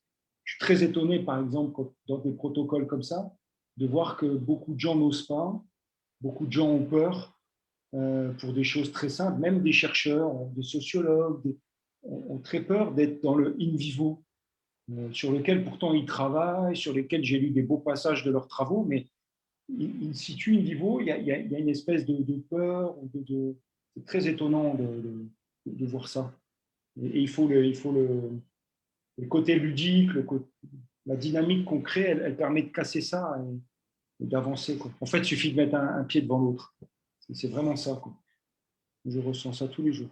Et par exemple, je reviens juste par exemple sur la craie, c'est léger, mais en même temps, c'est se mettre au sol et c'est poser le genou à terre aussi. Et se mettre dans cette posture physique-là, c'est un peu triste. Je me disais quand on a fait cet événement, la éclosion, ça s'appelle, par rapport au lieu qui nous manque, juste, écrire, des messages de soutien. C'est quand même assez un cri désespéré, quoi. Enfin, c'est assez triste d'en arriver là, mais je vous assure que ça fait du bien. En tout cas, je veux encourager les personnes qui nous écoutent à le faire, même si des fois, c'est se mettre dans des positions qui ne sont pas forcément confortables. On en retire forcément quelque chose. Et les sourires et le lien social qui est généré, qui est provoqué par ces petits instants décalés, ça n'a pas de prix et ça, c'est essentiel. C'est essentiel. Alors, il nous reste 3 minutes pour échanger. Emmanuel, Luc, Marianne, si vous voulez nous livrer encore quelques réflexions, quelques phrases. Il sera bientôt 19 heures au Québec et minuit en France. Emmanuel ou Luc, un dernier mot? Est-ce que nous avons des questions? Non, il n'y a pas eu de Non, il n'y a questions. pas de questions. D'accord. Je Non, mais pense moi, dans ce qui traverse, dans ce qu'on a dit peut-être, c'est que on considère toujours la ville comme le lieu de l'anonymat urbain et vraiment, c'est vrai que c'est la figure, ce que dit Luc, quoi, c'est le régime d'intensification des échanges, la ville, comme dirait Zimmel. C'est vraiment effectivement ce régime de la différence dans la proximité, donc ça organise les regards. Évidemment qu'en ce moment, ça les organise de manière différente. Peut-être que ça les révèle encore une fois aussi.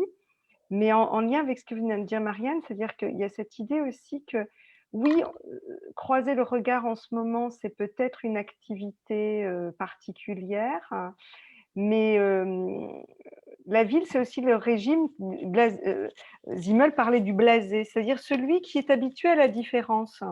Et finalement, on est peut-être arrivé dans ce régime-là actuellement, ou même dans ce moment extrêmement particulier du tous masqué, de cette distanciation physique et de cette distanciation du coup sociale, on en arrive aussi à cette banalisation et à être se blaser où finalement on arrive à un régime peut-être d'indifférenciation et peut-être tous les protocoles, peut-être sont-ils là aussi pour résister à ce régime d'indifférenciation qui est en train de se produire et d'habitude et de banalisation de ça et de ne jamais être blasé de cela et d'être toujours dans ce caractère à la fois observateur, sensible et du coup résistant, puisque c'est ça finalement, hein, si la sensibilité n'est-elle pas finalement le régime premier de la résistance actuellement? magnifique conclusion. Moi, j'ajouterais un mot. Tout à l'heure, Luc parlait de géographie situationnelle. On a parlé de situation à plusieurs reprises. Le travail de Marianne est éminemment in situ. Je pensais à la phrase de Guy Debord qui définissait de cette manière l'aventurier. Et c'est ça que Marianne nous a proposé, c'est de devenir des aventuriers. L'aventurier, disait Guy Debord, ça n'est pas celui à qui il arrive des aventures, c'est celui qui fait arriver des aventures. Et c'est vraiment ça, je crois, que tu nous proposes, c'est de faire arriver des aventures, des micro-aventures, avec ces 10 protocoles, ces 10 propositions qui sont effectivement des prises de risque.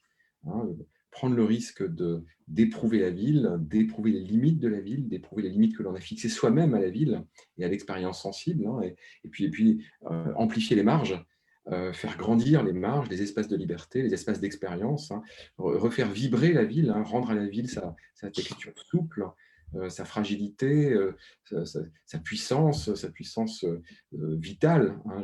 On pourrait finir par effectivement cette notion d'in vivo que Luc évoquait. Hein. On veut la ville in vivo, on veut la ville vivante, vibrante, parce que c'est celle qui nous met en vie, qui nous rend vivants et qui augmente en nous le sentiment d'existence, comme je le disais en introduction tout à l'heure. Et donc, c'est absolument nécessaire, que ce soit par la fête, que ce soit par les traversées de la nuit dont Luc nous a parlé, ou par ces situations poétiques qui sont autant de manières, encore une fois, de rendre la ville palpable, sensible, tangible. Voilà, invitation à la vie. Alors, je pense que toutes celles et ceux qui écoutent et qui vont, encore une fois, dès demain, mettre en œuvre les 10 protocoles de Marianne, enfin, les éprouver, pourront témoigner soit sur la page ici Facebook de ce qu'ils ont vu, vécu, hein, peut-être des photos, des films, des textes. N'hésitez pas à partager vos expériences au Québec, en France ou ailleurs, où que vous soyez. Et mercredi, peut-être qu'on pourra échanger, peut-être que vous pourrez intervenir dans les discussions qui vont s'ouvrir mercredi à 17h au Québec et à 22h en France. Discussion animée par Alexandre David, donc artiste, enseignant à l'université Laval à Québec, hein, et puis ces deux invités, Caroline Andrieux et Jean-François Prost. On continuera les discussions, nourries, encore une fois, des discussions de ce soir et des expériences, des protocoles que l'on va pouvoir vivre les uns et les autres jusqu'à mercredi. Je voulais vous remercier, Emmanuel Lallemand, Luc Zazinski. On va mettre en ligne vos publications, les revues que vous avez publiées, les ouvrages que vous avez publiés. Marianne également, Marianne qui a fait un très beau texte dans la revue Métropolitique qu'elle a très vite cité tout à l'heure, un texte sur la pratique artistique dans la ville, sur la ville, hein, du point de vue de la sociologie interactionniste notamment. Donc on va partager ces ressources sur le site Ville in Vivo. On vous remercie chaleureusement, tous les trois, toutes celles et ceux qui nous ont écoutés. On vous souhaite une bonne fin d'après-midi au Québec et une bonne nuit en France. Merci beaucoup. Au revoir. Au revoir. Au revoir.